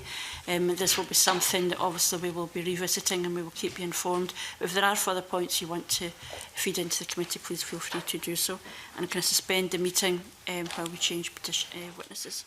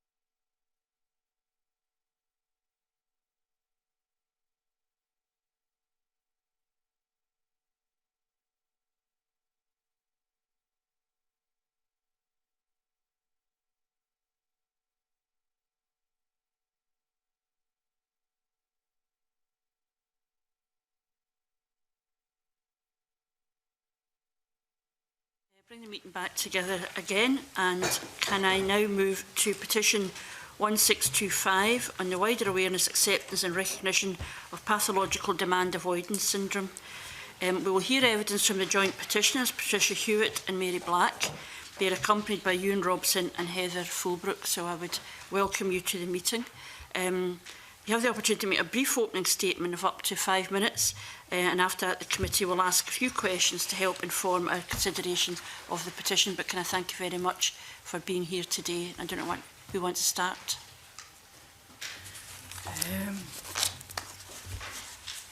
This is from Pat, that I'm going to speak on her behalf. There are 2 boys in her case, one 19 and the other 20. There was no early intervention. The youngest's behaviour was classed as lazy and winging it at school. We have children like this all the time and ignored my concerns. He was removed from nursery for months because he said he was too hyperactive and immature. He had schools referred him that they would have found out differently. At no stage was I made aware that I could have asked for an assessment of their needs. I found that out too late. The eldest behaviour was put down to post-traumatic stress disorder after their father died. He was on a heart transplant list for 5 years, then died of a misdiagnosed cancer of the stomach. Adult mental health services diagnosed my eldest son within weeks with Asperger's at 18. His brother was diagnosed at 17 with Asperger's by CAMS.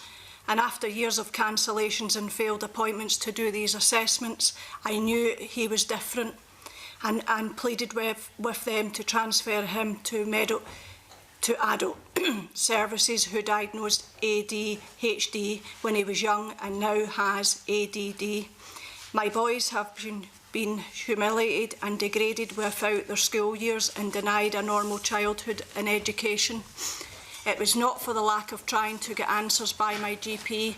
So many people failed us, not just CAMS, but when sick kids failed to recognise this type of seizures, Asperger's and PDA, I think it was time to worry. And in the end, I recognised 90% of the issues. My goodness, my GP believed me. It was a comment made by an instrumental music teacher comparing students, and seeing Mary's article in the press about Hannah and PDA, and then reading Jane Sherwin's book, My Daughter Is Not Naughty, it was like a life bulb moment for me. My eldest son had been handcuffed by police after he trashed his bedroom in a meltdown. Neighbours and police searched for him in the dark on other occasions. My parenting skills have been questioned. I was offered a parenting course. At that time, I just wanted to end my life because no one would help me, no one would listen to me. One police control assistant even called me an unfit mother.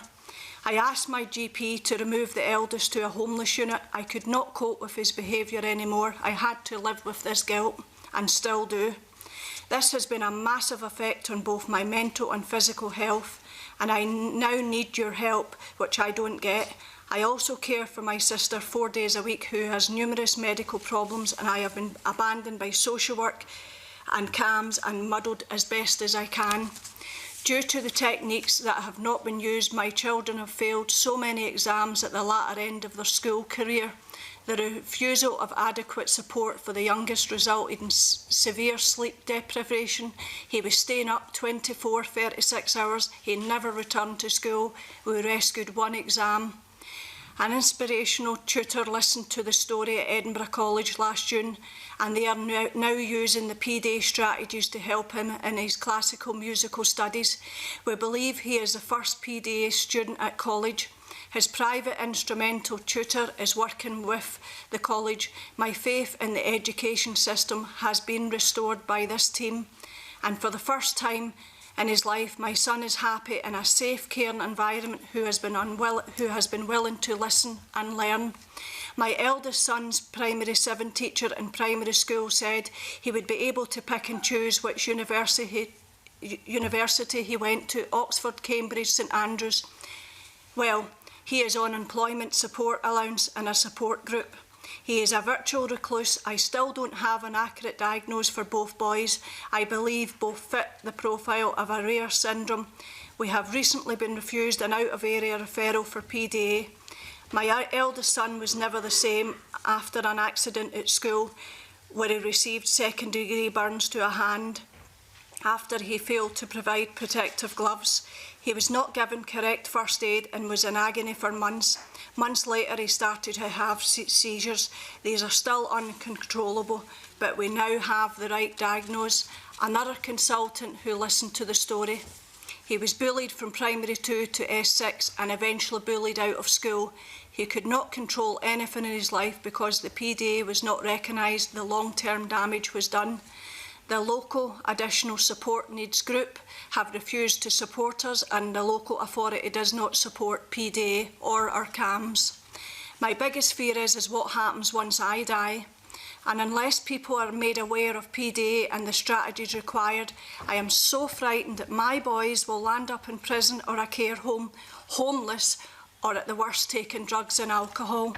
When I first went to my GP and asked him what he knew about PDA, he replied, "I'm really sorry, but nothing.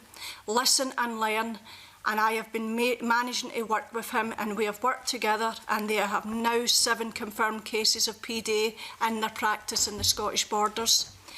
I need hope for the future. My boys will need 24/7 support. Scotland has totally failed them so far. Prove to me and so many other parents with children and young adults out there that you do listen to the parents and spread the awareness of the formally recognised PDA.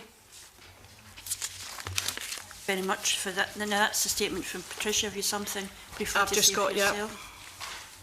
Well, first of all, I'd like you to thank you for giving me this opportunity to speak to you today regarding this autism spectrum disorder PDA and the petition you will have sight of, which is signed by parents, professionals in the field of research, medicine, social care and education. I am the parent of 5 children. 4 of my children are very successful educationally and are very happy in life. 2 are currently in university and the others are in very good employment. However, as a family, this has had a massive impact on us, as we knew from a very young age Hannah was different, so different from other children. When Hannah started nursery, it was very clear, and our nursery teachers had told us that something wasn't right. Hannah was different. I turned to all the professionals for help and advice and was sent to parenting classes. After that, it was just like being on a hamster wheel, going round and round in circles, and eventually they discharged me. For 11 years, I have been blamed and quizzed about my family, and this has caused severe mental health to myself and my family, and also to Hannah. Hannah is age 13 and she's so different from her brothers and sisters. She can be a very loving, caring and happy young girl, and with the correct care and understanding. Last May 2016, she even managed to climb Ben Nevis in under 4.5 hours. Hannah can also be controlling, extremely demand avoidant, highly anxious most of the time due to the social communication and interaction difficulties that she has. She can become very verbal and physically aggressive, particularly towards her family. Hannah has a profile of PDA, which is on the autistic spectrum disorder. I know she has this development disorder through all the research, and the therapeutic residential school that Hannah went to in 2015 for 6 weeks had picked this up within a few weeks during assessments. Their conclusion was that Hannah had to have access to a specialist services that understand the need of young people that has got a complex atypical ASD PDA and needing 24-hour care. Here in Scotland, I cannot find a professional who understands PDA and is able to diagnose this disorder. There are several specialists in England that has been trained to assess and diagnose this disorder, and I and many parents in Scotland feel this is a need needs to be available in Scotland. Even though Hannah hasn't yet been diagnosed officially for PDA, I and my family have been using the management and behaviour strategies for children with PDA, and we have seen how much this has made a difference to Hannah in this last year. But Hannah still needs an education that can meet all her special needs related to PDA. So whoever educates Hannah will have a greater understanding of PDA, the strategies needed to keep her calm so that she can learn. And so far, the Education Department has failed to provide the suitable education for Hannah, and she has remained at home for me for the last couple of years because they don't have any idea what to do with her. Hannah's primary school for the last 6 years, She has spent most of that time being excluded because of her extreme anxiety and meltdowns leading to be restrained, been handcuffed. PDA is part of the autistic spectrum, but it should not be diagnosed as an ASD, and this is because strategies that are known not to work with PDA children. In fact, it can make them a lot worse and can affect their emotional and mental health, i.e. anxiety, depression, self-harm. And children with PDA often do not get that diagnosed because they're labelled as naughty children. And as being on the autistic spectrum, because they can give more eye contact, high functioning and very intellectual, they can also mask their difficulties at appointments and appears to have superficial skills. It takes a very specialist ASD psychologist who has been trained in EDOS, Autistic Diagnostic Observation Schedule, and is trained to recognise not just ASD but particular marker traits of PDA. There are a couple of places in England where professionals can train to accurately diagnose ASD and PDA, Bromley, Kent, and to name others. And without this training, professional psychologists will not be able to recognise PDA and note how it relates to the autistic spectrum. If children with PDA do not get the accurate assessment, diagnose and support educationally that they need, their outcomes will be very poor, i.e. mental health difficulties or being sectioned, suicide, educationally they will not achieve or finish school and therefore could become criminal offenders. But with the correct assessment, diagnose and support for their children with PDA, they could go on to college, university and into employment and live fulfilled lives. Early intervention is the key to good outcomes for children with PDA, but accurate assessments and diagnose very early intervention cannot be given to this very complex and challenging group of children. So, ladies and gentlemen, I'm asking you please to make changes in Scotland to ensure all our children get the care and understanding they deserve to find their way in the world, and when they are no longer on this earth, to care for them, as PDA is a long life disability. Okay, thank you very much for that. And I think these are very substantial statements, so perhaps some of the questions that we would have already, in that very full statement, there's lots and lots for us to think about there. But perhaps if I can start off and thanking you for those statements.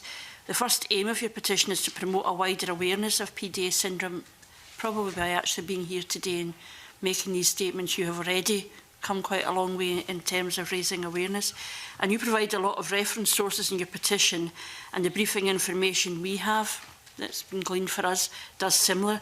I wonder how you think these reference sources can be promoted and accessed and encourage people to be aware of these questions. The very fact there are resources there, how do you think we can make them more publicly available to people? At the minute, there doesn't seem to be any recognition whatsoever. When you go into MAC meetings, when you go into different meetings with different agencies, there is no recognition for it, for the parents. And to publicise this, you would have to do a campaign the same way you did with autism. It wasn't a recognised disorder. Asperger's wasn't a recognised disorder. Education is definitely the key for the services, for health, education and social work. We do need to educate at the very top and work it down because they just simply don't recognise it. Thanks for that. Rhoda Mackay? Yes, just following on from the convener's question, do you think if awareness is improved generally, do you think that would generate acceptance and recognition of the condition? If the public were more aware of it, do you think one would follow the other? Yes. Yes, definitely. When you think the first case was recognised in 1998 by an inspirational team in North Lanarkshire, she was taken down to Nottingham, and of course, the famous, Professor Newson diagnosed this child. She was given one-to-one through school till she was 15. How is it that happened? And my GP hadn't even heard, and until I saw Mary's article in the paper, I'd never heard of it before. And of course it was when I was reading the book, once mine were diagnosed and it was me who recognised it, I was just blatantly ignored by the schools. And it landed up where, you know, talking to the teachers, their understanding of autism spectrum is absolutely shocking. And that includes going back to the primary school teachers. I don't know if they need any training whatsoever to be a learning support teacher, but their understanding of autism is absolutely shocking. And very significant training for learning support, but that's a slightly, obviously a separate, a different point. But, you know, the other part of it is, you know, just explaining things simply. Everything you get is so complicated that CAMS didn't recognise between school doctors and CAMS for 8 years, telling my son it was post-traumatic stress disorder. Then it's me who's worked all the different parts of it out.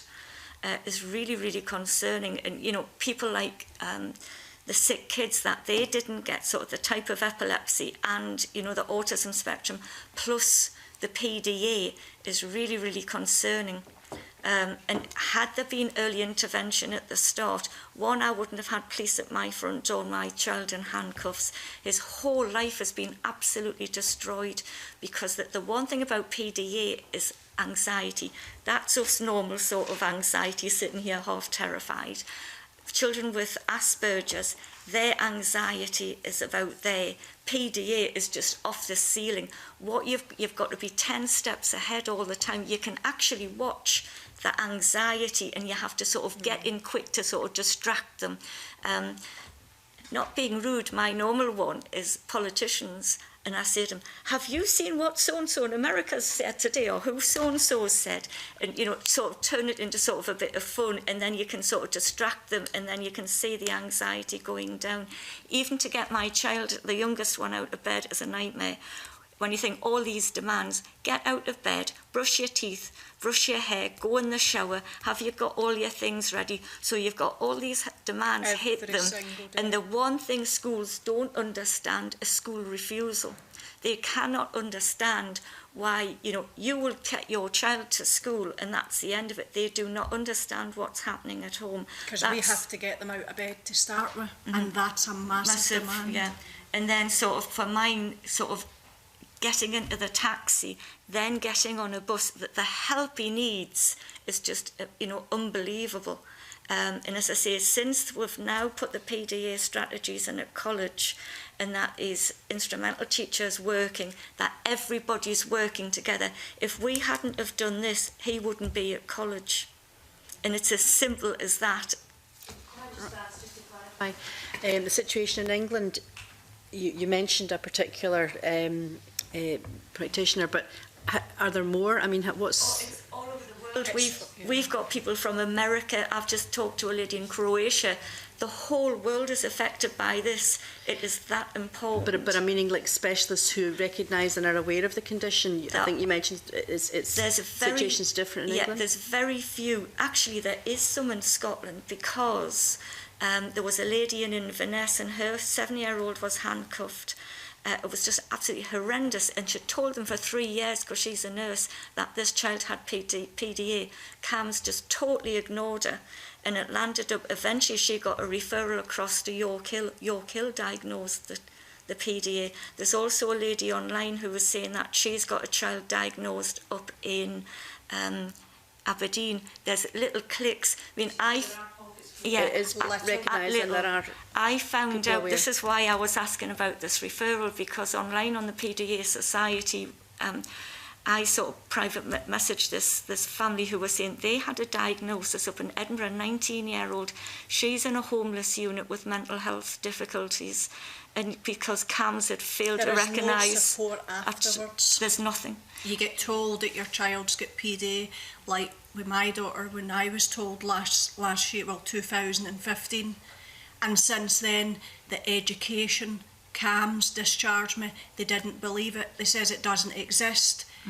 Got on with it, and they actually discharged me and left me on my own, hence that I did then go public to try and raise awareness to say to them, this is what's wrong. I mean, I had to witness my child in the back of a police van being manhandled because of our sheer anxiety.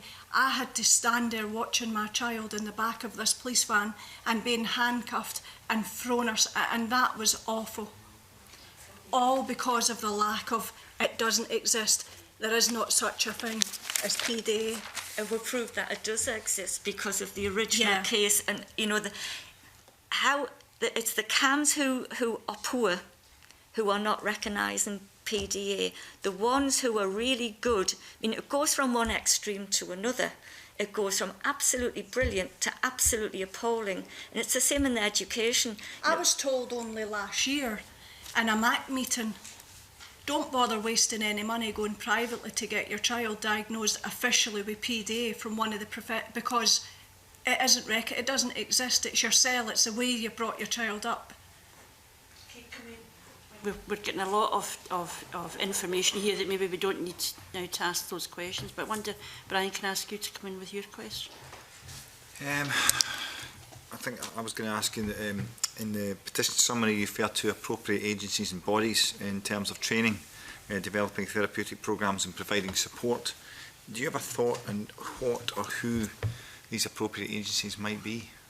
The National Autistic Society, for one, they've got a wonderful school down just outside Rotherham, and they have a specialised hub, and there's about, I think, either 17 or 18 children in there, and they're given specialist, you know, education, social skills, everything like that. It's just absolutely amazing. And there are schools in Scotland who will work with these children. When you think about it, my two went through mainstream. It was absolute hell for both of them. But the eldest one managed to, he represented the whole of the Scottish borders in like a Connects competition. And the youngest one has been to Germany with Borders Chamber Orchestra. He was up at Inverness last year with Edinburgh Classical, you know, the College Orchestra. And this, if you saw him, you wouldn't think he was autistic. But as I say, every strategy you've had, early intervention, and the biggest bugbearer is the Additional Support for Learning Act, because that's just been, when Scottish ministers say, yes, you know, you don't need a diagnosis. This is the biggest thing people do not know about, like the education side, that you don't need a diagnosis, and then you have a legal duty to refer. When you think education minister said, yes, that's right, and you just get fobbed off to inquire, and Govan Law Centre and the General Teaching Council didn't want to know, everybody just didn't want to know. It's just unbelievable. But as I say, if you went to somewhere like that, to one of these specialist schools, and listen to, this is the bottom, listen to the parents. We are just totally ignored. You know, when I was saying that the youngest one was sort of, you know, outside of school, had all these issues. He was a nightmare getting to school. Oh, my children are like that. And it was just absolute horrendous what they put them through. But if you go to these specialist places and see what they're doing, we were up at Barhead a little while ago on a training with the PDA Society, and you were listening to some of these teachers, and one of the teachers said something which the most brilliant thing in her career is to get a child who's got PDA right through the school system and give them an education. She said it's the most rewarding thing out.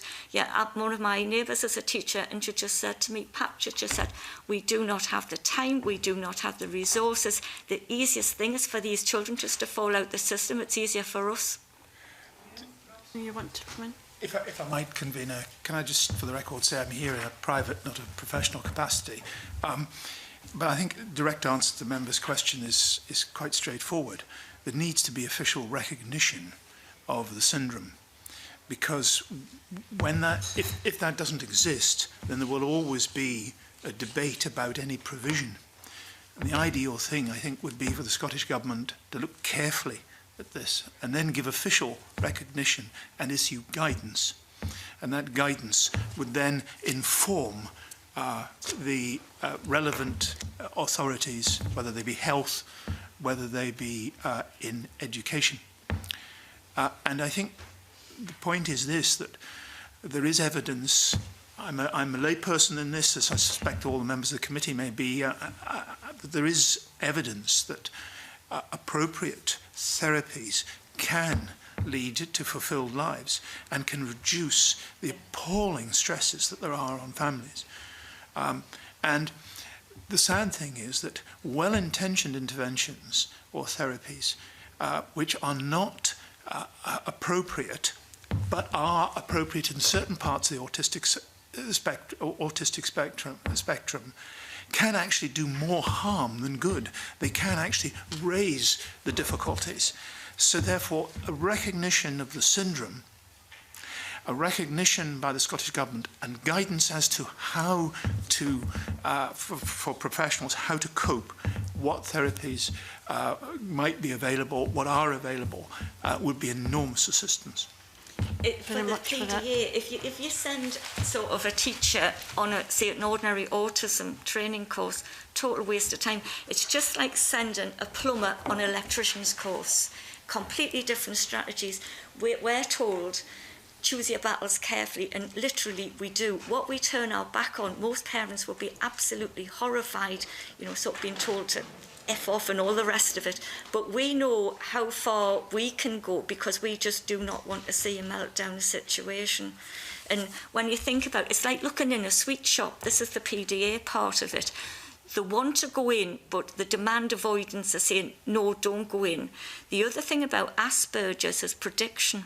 They can't follow through and predict what happens next. If they stay up all night, they can't predict that. They've got to go to school the next morning, and they have all sorts of sensory oversensitive, and this is what you're basically looking for. And of course, my youngest one's got attention deficit disorder. This is what I've got. And the only way I can describe is that's flit, flit, flit, flit. So when you think of all these issues together, if they were just using like the normal autistic, this is why he didn't pass his, well, he did pass it. He passed a BTEC level 3.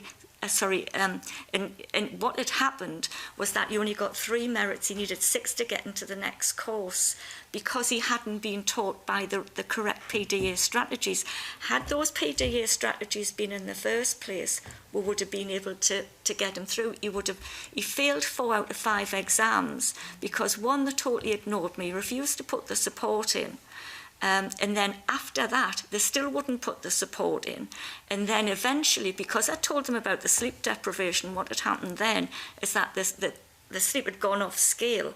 And to me, that is mental cruelty, doing that to a child. It's just unbelievable. The other one was denied an education because he was bullied out of school. And it's just been absolutely horrendous. So had they both had the right strategies, one, we wouldn't have had the issues all the way through. And then sort of from there, it's not going to go away. It's never, ever going to get better. It never will do. There's no cure for it. And we're going to have to put these strategies in. If something happens to me today, you know, they're just going to lose it. They're just going to go chung again. You know, it's just like a... Well, their anxiety will go that far. They can't cope. Once you put the right strategies in, but the amount of people who don't know about PDA and the amount of for parents who come on this forum, including now there's a lot more women coming on saying that, you know, abuse, from sort of husbands and things like that. There's one parent, I'm helping them all over the country. There's one parent who's got sort of 4, and it's just absolutely horrendous, you know, sort of getting support. Now that, I think that I want to check whether there's any other questions from the committee. I appreciate everything that you've said so far. I just want a short question. You refer to music and art, and I have a deep interest in that. Is that probably the most prominent therapy you find for your children? The other one's into engineering and, you know, science and things like that. But music helps so many children on the spectrum. All right, out of those 2 I said, and yes. Engineering, is music the top? For him it is, yes. Right. For my daughter, it's like swimming. I do a lot of horse therapy. Activity. We go swimming. Music does help. She's quite musical. Every child is unique in PDA. They're all different. It's like a fingerprint. What works for the one same. might not work for the other one. It just depends. And it's like the strategies that could work the first day. You try them the next day, and no means no. Doesn't matter what you do. I think that, the point about music and the particular example is what can be achieved when the appropriate therapies are applied in individual cases. Here is a young man who's had a very difficult educational experience but is now flourishing because there is an understanding of his condition. And that's the tragedy of the situation, until the syndrome is recognised, there will be endless cases of people who could have achieved so much, who might have done so much, and are not able to do so. I'm just very conscious of time now. Of course, if there are further things that you want to feed into the committee as we go on, you obviously would be keen to hear from you. But I think the most compelling thing you've said is actually pretty basic, which is to get recognition of the syndrome itself. So I wonder if committee members want to consider what actions we could now take as a consequence of what we've heard today. Get the government's views on this and see what actions are called for in this petition from them. Okay, would that be agreed? We should ask yes, Scottish Government. Other organisations? Well, I think, you know, as already been mentioned, the National Autistic Society. I mean, I actually coach somebody with autism in track and field athletics, and I can see the impact that having a different route can have. I would like to understand the National Autistic Society's you know, views on this, and basically, do they recognise it as a syndrome? I think that's something I would really like. So the Scottish autism organisations as well. We have here suggestions: Inquire, Child Autism UK, the Royal College of Paediatrics and Child Health, which would be interested to know what their view is, COSLA, and perhaps teaching unions as well. In terms of the information that teachers and practitioners have. Bodies as possible. Yeah. Okay, and we. Sorry, Angus. Thanks, Convener. I was just going to say, following on from Brian Whittle's comments, I think if it's possible, if we are writing to COSLA, is it possible to get, you know, I think it was Mary Black that mentioned that some councils do recognise PDA and other councils don't. So if it was possible to get a list of which ones do recognise it and which ones don't, give it proper recognition. Okay, so we're agreeing to write to Scottish Government, the organisations as we've identified, but this information about perhaps the difference from one local authority to another would also be an area that we could explore. And if that's agreeable, I just want to thank our witnesses very much. I think if your first aim was to raise awareness of the condition, you've certainly done that, and I think we hear very strongly that there are things that come as a consequence of getting that recognition, which would be very important in terms of helping families and individuals who are in these circumstances. So can I thank you very much for attending, and can we suspend the meeting for the changeover of witnesses?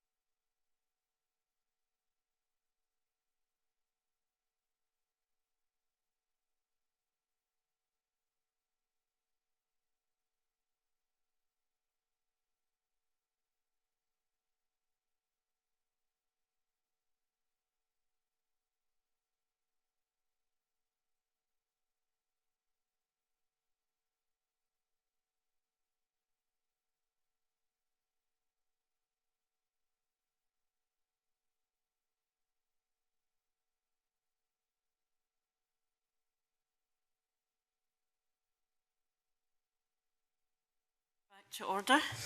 We're now going to move on to deal with petition 1627, which is on the consent for mental health treatment for people under 18 years of age.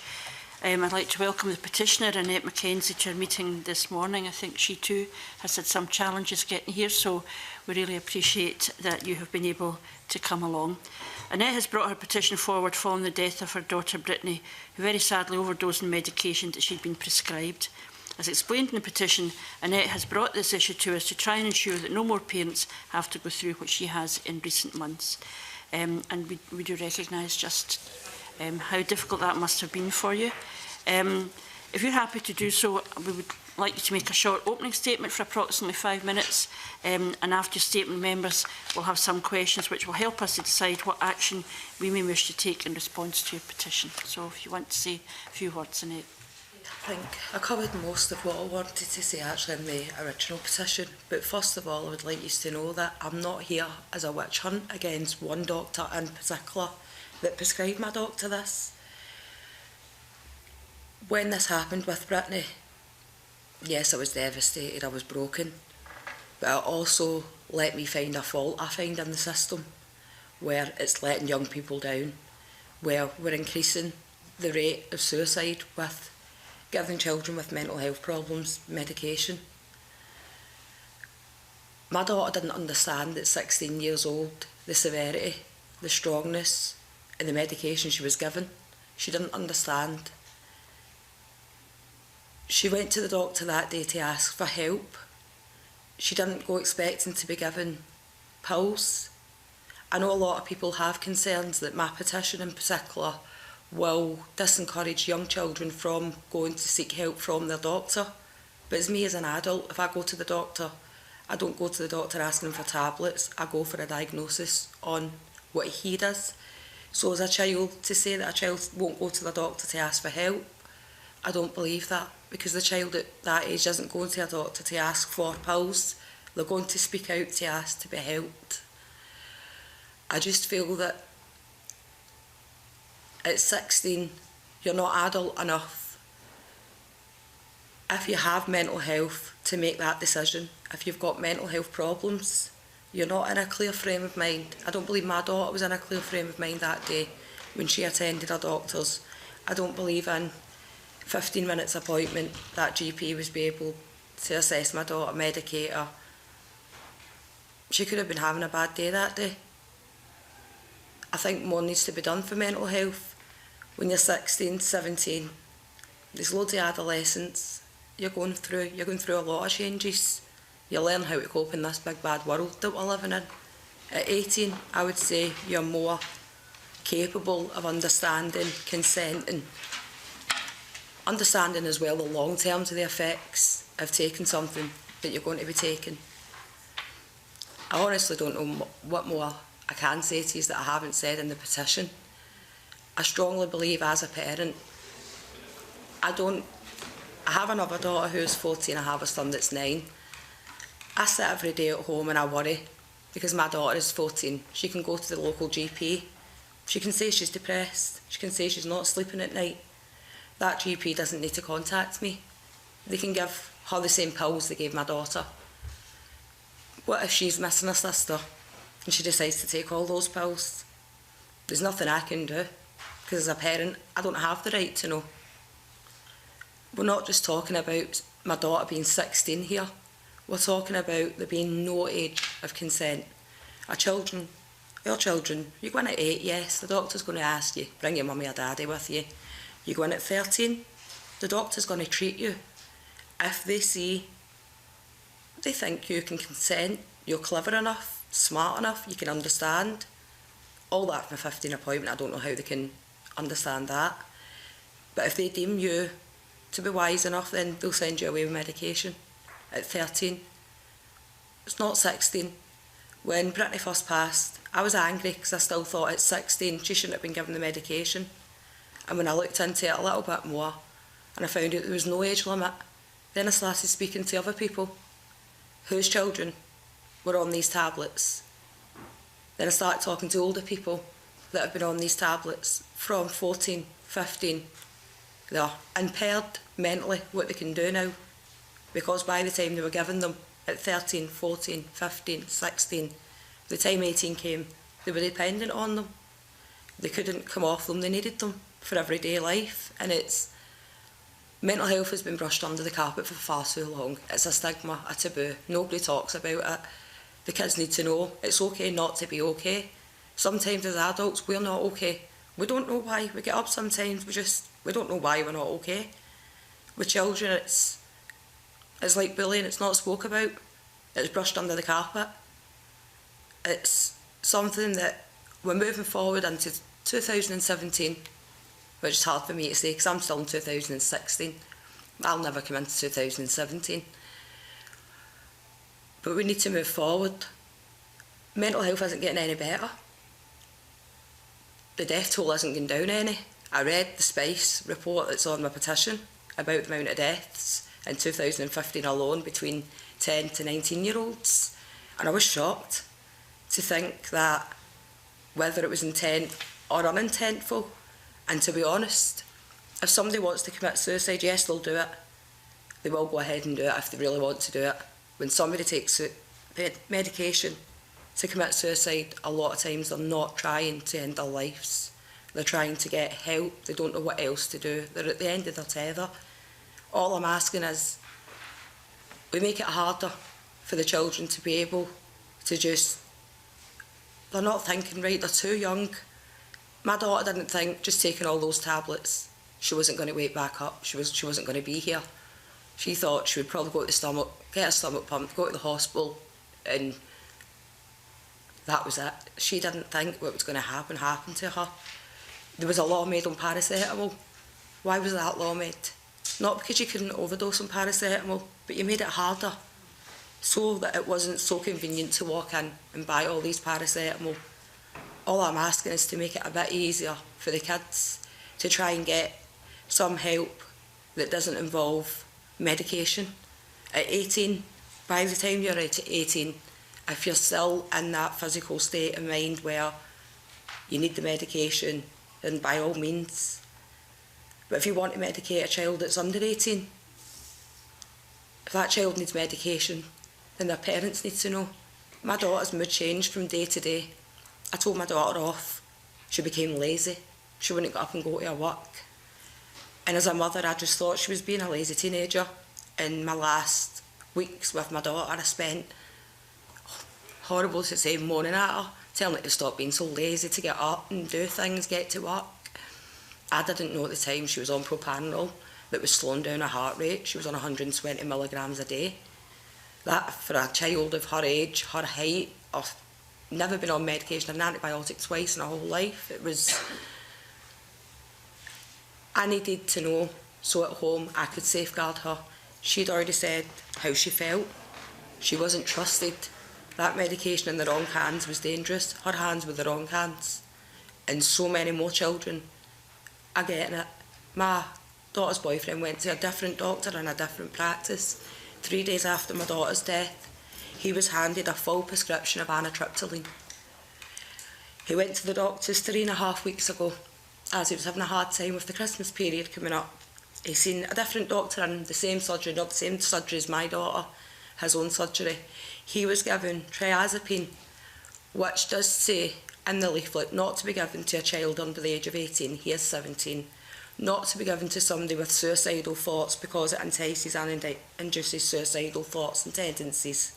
He was also given 42 propranolol. Now, to me, I was disgusted. This young boy's went in and he said he's scared for his safety, what he's going to do to himself and what he's going to do to others. They've given him a very high antidepressant that induces the suicidal thoughts. They've also then gave him the same drug my daughter overdosed on. What if that young boy left that surgery that day and thought, well, this is how they cared about Brittany? Is this what they think about me? And just went, he had the same amount. He had enough amount that Brittany took that night to go and take. What if he just thought and went and took those? So my argument isn't only with one doctor. Thank you. I think it's a broader question. It's not specifically about one doctor, but what you've said raises, I think, a whole lot of questions. Can I first of all start by asking you Your petition explains that you would like a parent or guardian's consent to be obtained before a young person is prescribed medication to treat mental ill health.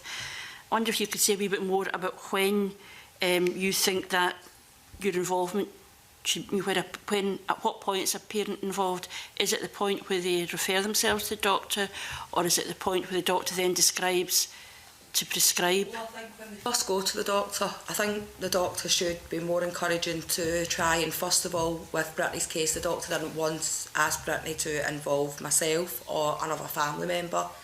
That should be open. They should. A patient doesn't know when they go in, a young patient doesn't know that they can have a family member told. They don't know that. I think there needs to be more awareness for the young patient to know that we can have a trusted family member involved. I think when it comes into the medication is when the parents need to be involved. I think the child should still be allowed to have their private meetings and speak with the doctor, even after they're given the medication. They should still have the right to go in and still speak confidentially with their doctor, but anything regarding the medication, the parents have to know. Angus MacDonald. Okay, thanks. Morning, Annette. You've certainly put forward your views extremely well today, and also in the petition. But following on from Joanne's question, could you explain a bit more about how you'd like the consent or consultation to take place? For example, would you envisage a doctor writing to the parent or the guardian to inform them of the treatment and seeking their consent? Or would you like to see parents and guardians invited to attend the consultation with the parent? I mean, I know you. Well, I think the way, I don't think it would just be a phone call up to say, I'm going to give your child X amount of pills. Are you okay with that? I think it would have to be the child, the doctor, and the parent sitting in the room together. It needs to, at a young age, it needs to be all of these. It needs to be a unit. The parents need to be working with the doctors, and like the doctors need to work with the parent. So I would say the parents have to be in that consultation when it comes to the medication. But I don't think they should have to be told everything. I think children still have a right to confidentiality, but it's just that they need to know the medication they're on, and they need to know the reason they're on it. So at home, like, say at home, if I knew Brittany had propanol, she wouldn't have been in control of those pills. To be one, I wouldn't have wanted her to have them. I would have tried alternative methods, but if she had to have them, as a parent, I would have took control, and I would have administered them to Brittany and gave them to. If a doctor had convinced me Brittany needed those pills, I would have gave them to her, but I would have been in control and given them, because in a mental health state, she might wake up tomorrow, she feels happy. She might wake up tomorrow, she feels like she wants to take her own life. She doesn't know how she feels. But I think the parents need to be in the consultation. Rona Mackay. Thank you. Hello, Annette. It's clear from your powerful and very moving evidence today what a devastating impact this issue has on families. I'm just wondering if there's any circumstances that you would consider it not to be appropriate for a family member to be informed about, you know, what the young person was being given. And, you know, I'm thinking maybe if the doctor takes the judgment that the parent might not allow the child to take that medication, or is there anything? Why would any normal parent not allow their child to take medication that was going to benefit their health? If they're at the point where they actually need help, then, as I said, if the doctor had convinced me it was in Brittany's best interest to have this medication, I wouldn't have disagreed. I would have medicated Brittany, because we trust our health. We trust them. I go to my doctor. I don't. I know people say, do you read the guidelines on inside the box? No, I never used to. I do now. I never used to. I just trusted when the doctor gave me that prescription. It was fine. Yeah. Have you heard any instances of doctors saying, or do you know if doctors say to children, do you mind if I tell your parents? Or, you know, or is that just not come up during the consultation? Well, I've spoke to a couple of young people who have said that they have been asked once by a doctor if they could call in the parents, and they said no, but I think in that case the parents were called in anyway, because there was a risk to So the risk it's pretty outweighed. much left up to the doctor to do. Yeah, and I don't think the doctors, not every doctor, God, my doctor's been my rock. Since I lost my daughter, my doctor has been amazing. I cannot fault her. I'm not saying all doctors, I'm not saying doctors are bad. Maybe they're overworked. They've not got a lot of time to be dealing with so many people. And they can't sit down. But doctors aren't trained in mental health properly. They don't, for all that doctor knew that day, my daughter could have split up with her boyfriend, which she did. She split up with him 2 days before, having a tiff with, she fell out with her best friend the day before that again. It's like, there was loads of things. They didn't know my daughter, so they went on their own judgment and the judgment of a 15-minute assessment on my daughter. And it was like, if you haven't got the time then to make a proper assessment and say to her, come back next week, here's 7 days worth of tablets, come back in 7 days. Not, here's 84 tablets and I'll see you in 28 days. Because I'm too busy, I've got too many people to see.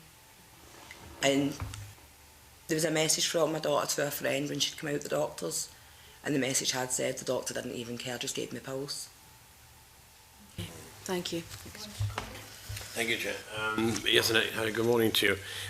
One person in your petition commented that she was concerned that young people might be discouraged from seeking medical help if there is a requirement to obtain parent or guardian's consent. Do you think there's a risk that young people may not seek that help? And if so, how could the risk be approached so that you're more young, to make sure that young people actually were able to seek help? Well, when a young person first goes to the doctor, like if yourself goes to the doctor, you don't expect to go to be prescribed antidepressants or anti-anxiety tablets. When my daughter went to the doctor, unfortunately, have all my daughter's messages of how she was feeling on that night in question and prior to that. Sorry, what were you saying there? Basically, would you feel that was a barrier to young people seeking help if they had to seek because when they parents' actually consent? go to the doctor, they're not going looking for medication, they're going for an answer to something. They're not going for, can I please have antidepressants, can I have anti-anxiety pills, can I have this? They're going to try and explain to the doctor, look, I've got something going on in my head at the moment and I don't know how to explain it to my mum or to anybody else. So I'm coming to you as a doctor because I put my trust in you that you'll basically make me better. That's the way the kids look at it. I'll go to the doctor, but I don't think she expected to go to the doctor and be given pills. The doctor's report said she didn't feel like talking at that time. You've only just met her for 15 minutes.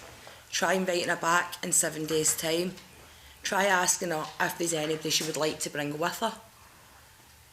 Is there another adult that she would feel comfortable speaking to?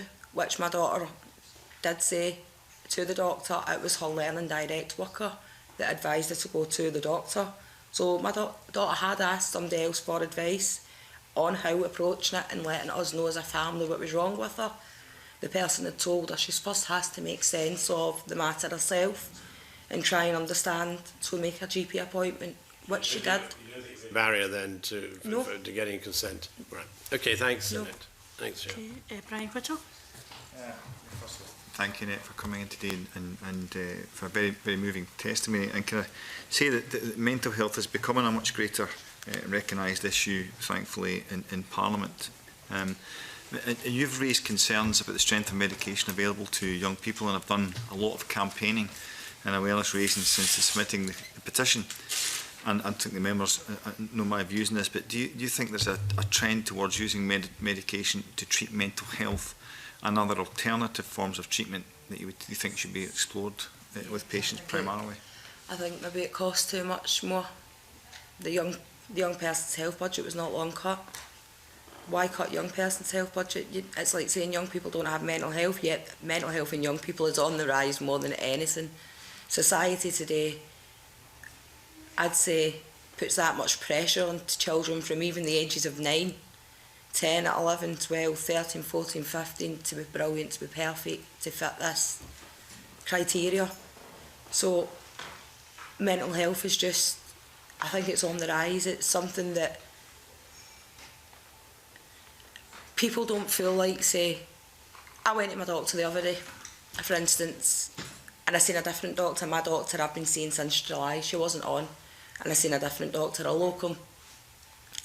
Now obviously I get quite upset when I go to the doctors. And his whole demeanour, his difference to me was, he didn't know my case, he didn't know anything. It was hard to explain. I forgot what you were saying. No, sorry. No, it's medication I'm on, see off the doctor now. Now this is sort of another point. I'm now on medication off the doctor, and this is what it does to me. I forget sometimes when I'm sitting speaking. Looking at the, your views on the trend towards medicating instead of, or perhaps looking at alternative forms of treatment. I asked, when I put the petition online, I thought I was going to get quite a backlash from the young people, kind of be right against it, and I was quite surprised. The young people were a lot for it. I had a young girl called Zoe, she stays in Spain. She's from Glasgow, she's a friend. She does blog writing. She wrote a perfect example of why she didn't attend a doctor for her anxiety until she was 19. Because she was terrified from the age of 14. She knows she had anxiety from the age of about 9. She was terrified of going to the doctor to be prescribed the magic pill. And she's wrote a brilliant piece about it. And it points and highlights out why she chose to wait until the age she did to go to the doctor. And when she finally did go to the doctor and expressed her concerns, her doctor was brilliant. Said he would never medicate to a child under 18 anyway, those kind of high drugs. Now, we're not talking 10 milligrams they're giving these children. We're talking tablets of 40 milligrams, and they're high. They're not low. It's not a low dose. It's a high dose. And you're walking away with 84 tablets. That was enough for Brittany, Brittany's friend, and Brittany's other friend, another friend if they wanted. That would have been enough for 4 of them to commit suicide if they wanted. And is suicide becoming a new trend as well? Or am I noticing it more?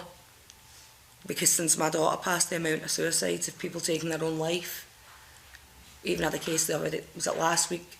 I looked on Facebook and there's a young girl being shared, streaming a live Facebook of her death. It's becoming, suicide's an easy option these days. And people will, if they want to take their own life, they'll take it. But these kids that are getting prescribed prescription medication, their heads are messed up and they don't know why. So see, when they're taking that medication, they don't understand how strong it is. My daughter didn't understand. Why would she Google if the medication was going to kill her after she took it? She didn't understand. She didn't leave that surgery that day knowing that one side effects I noticed. I wasn't privy to notice them then. I just thought she was lazy. I notice them now. She didn't understand if she took 38 of those tablets, she wouldn't be here. I think, honestly, my daughter thought if she took those tablets, she'd went to the doctor, she'd asked for help. I feel she felt she got no help apart from just giving pills, which wasn't a help. So the next step was to take those pills. 16 days later, the doctor had gave her. Now, one, I don't know if that medication made her feel any different within herself, her thoughts, her feelings. It does say not to be given to somebody with depression. So that's a whole different matter with the General Medical Council. But the medication's too strong for them. I spoke to adults that were on the dose of propranolol my daughter was on. One woman had it for postnatal depression. She was to take 1 tablet 3 times a day of 40 milligrams. She told me she could only manage to take, at the most, 2 of those tablets per day because the dosage was so high. She had mental problems prior to postnatal depression. She was 45 years old.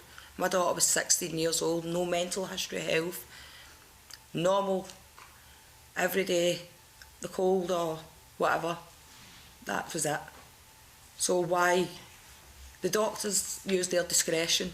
Yeah, some doctors are brilliant, they're amazing. I can't say all doctors are the same. But the ones, one death is too many. And my daughter's death isn't the only death.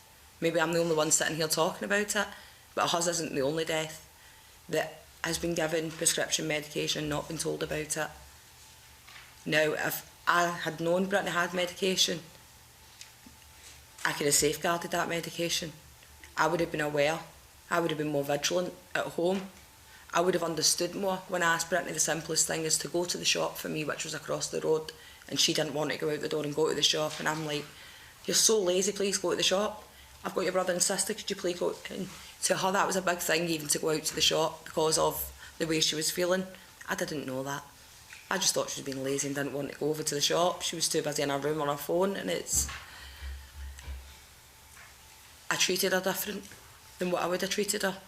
There's no distinction between mental and physical health. I could have seen if she was physically unwell. I couldn't say she was mentally unwell. So for there to be no distinction between the two of them, I think also is a bit of a concern. Somebody can hide mental health. How do we know nobody in this room's got mental health? What does somebody with mental health look like? My daughter, she was absolutely beautiful.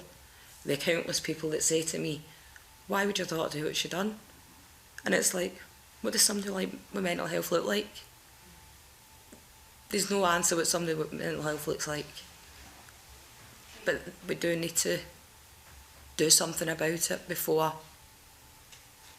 well, I would say before it's too late. For me it is too late, but not for my other children I've got, and not for other families of other children.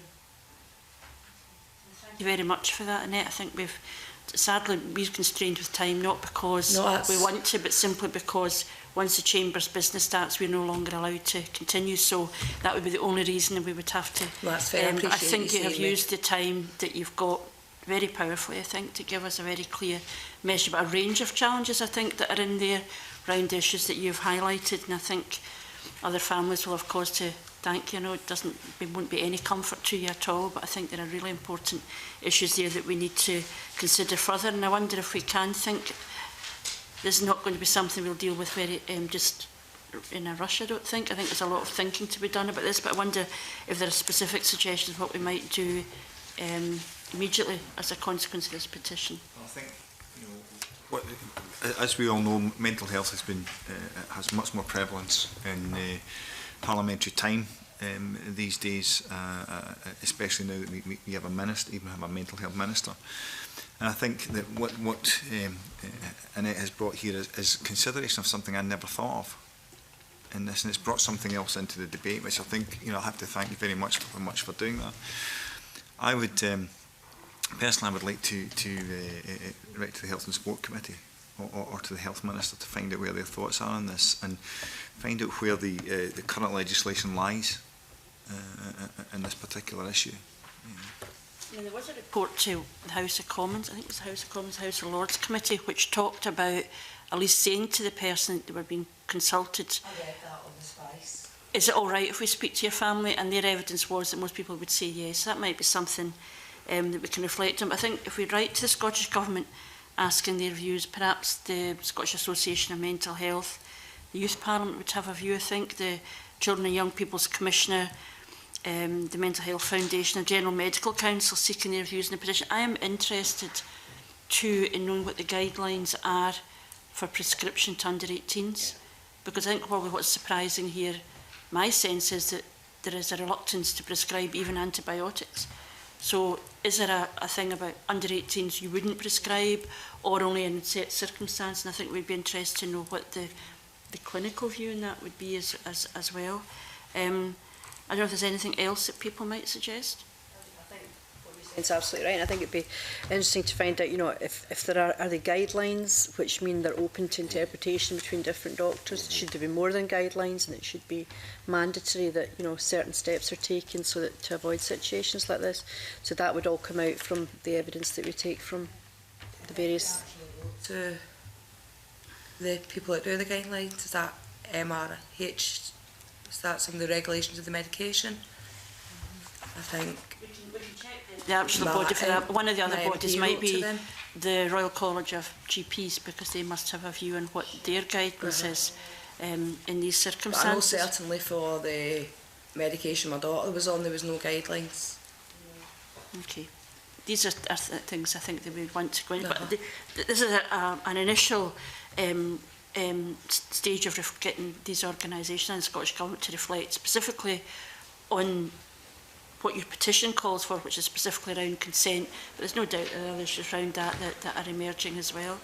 And if that's agreed, we can we agree to these actions. We'll of course keep in touch with you, Annette, about that, and if there's anything else you want to add, please don't hesitate to contact the clerks or myself, and we can pursue those questions. But for the moment, can I thank you very much for your attendance, and I'll suspend just for a moment.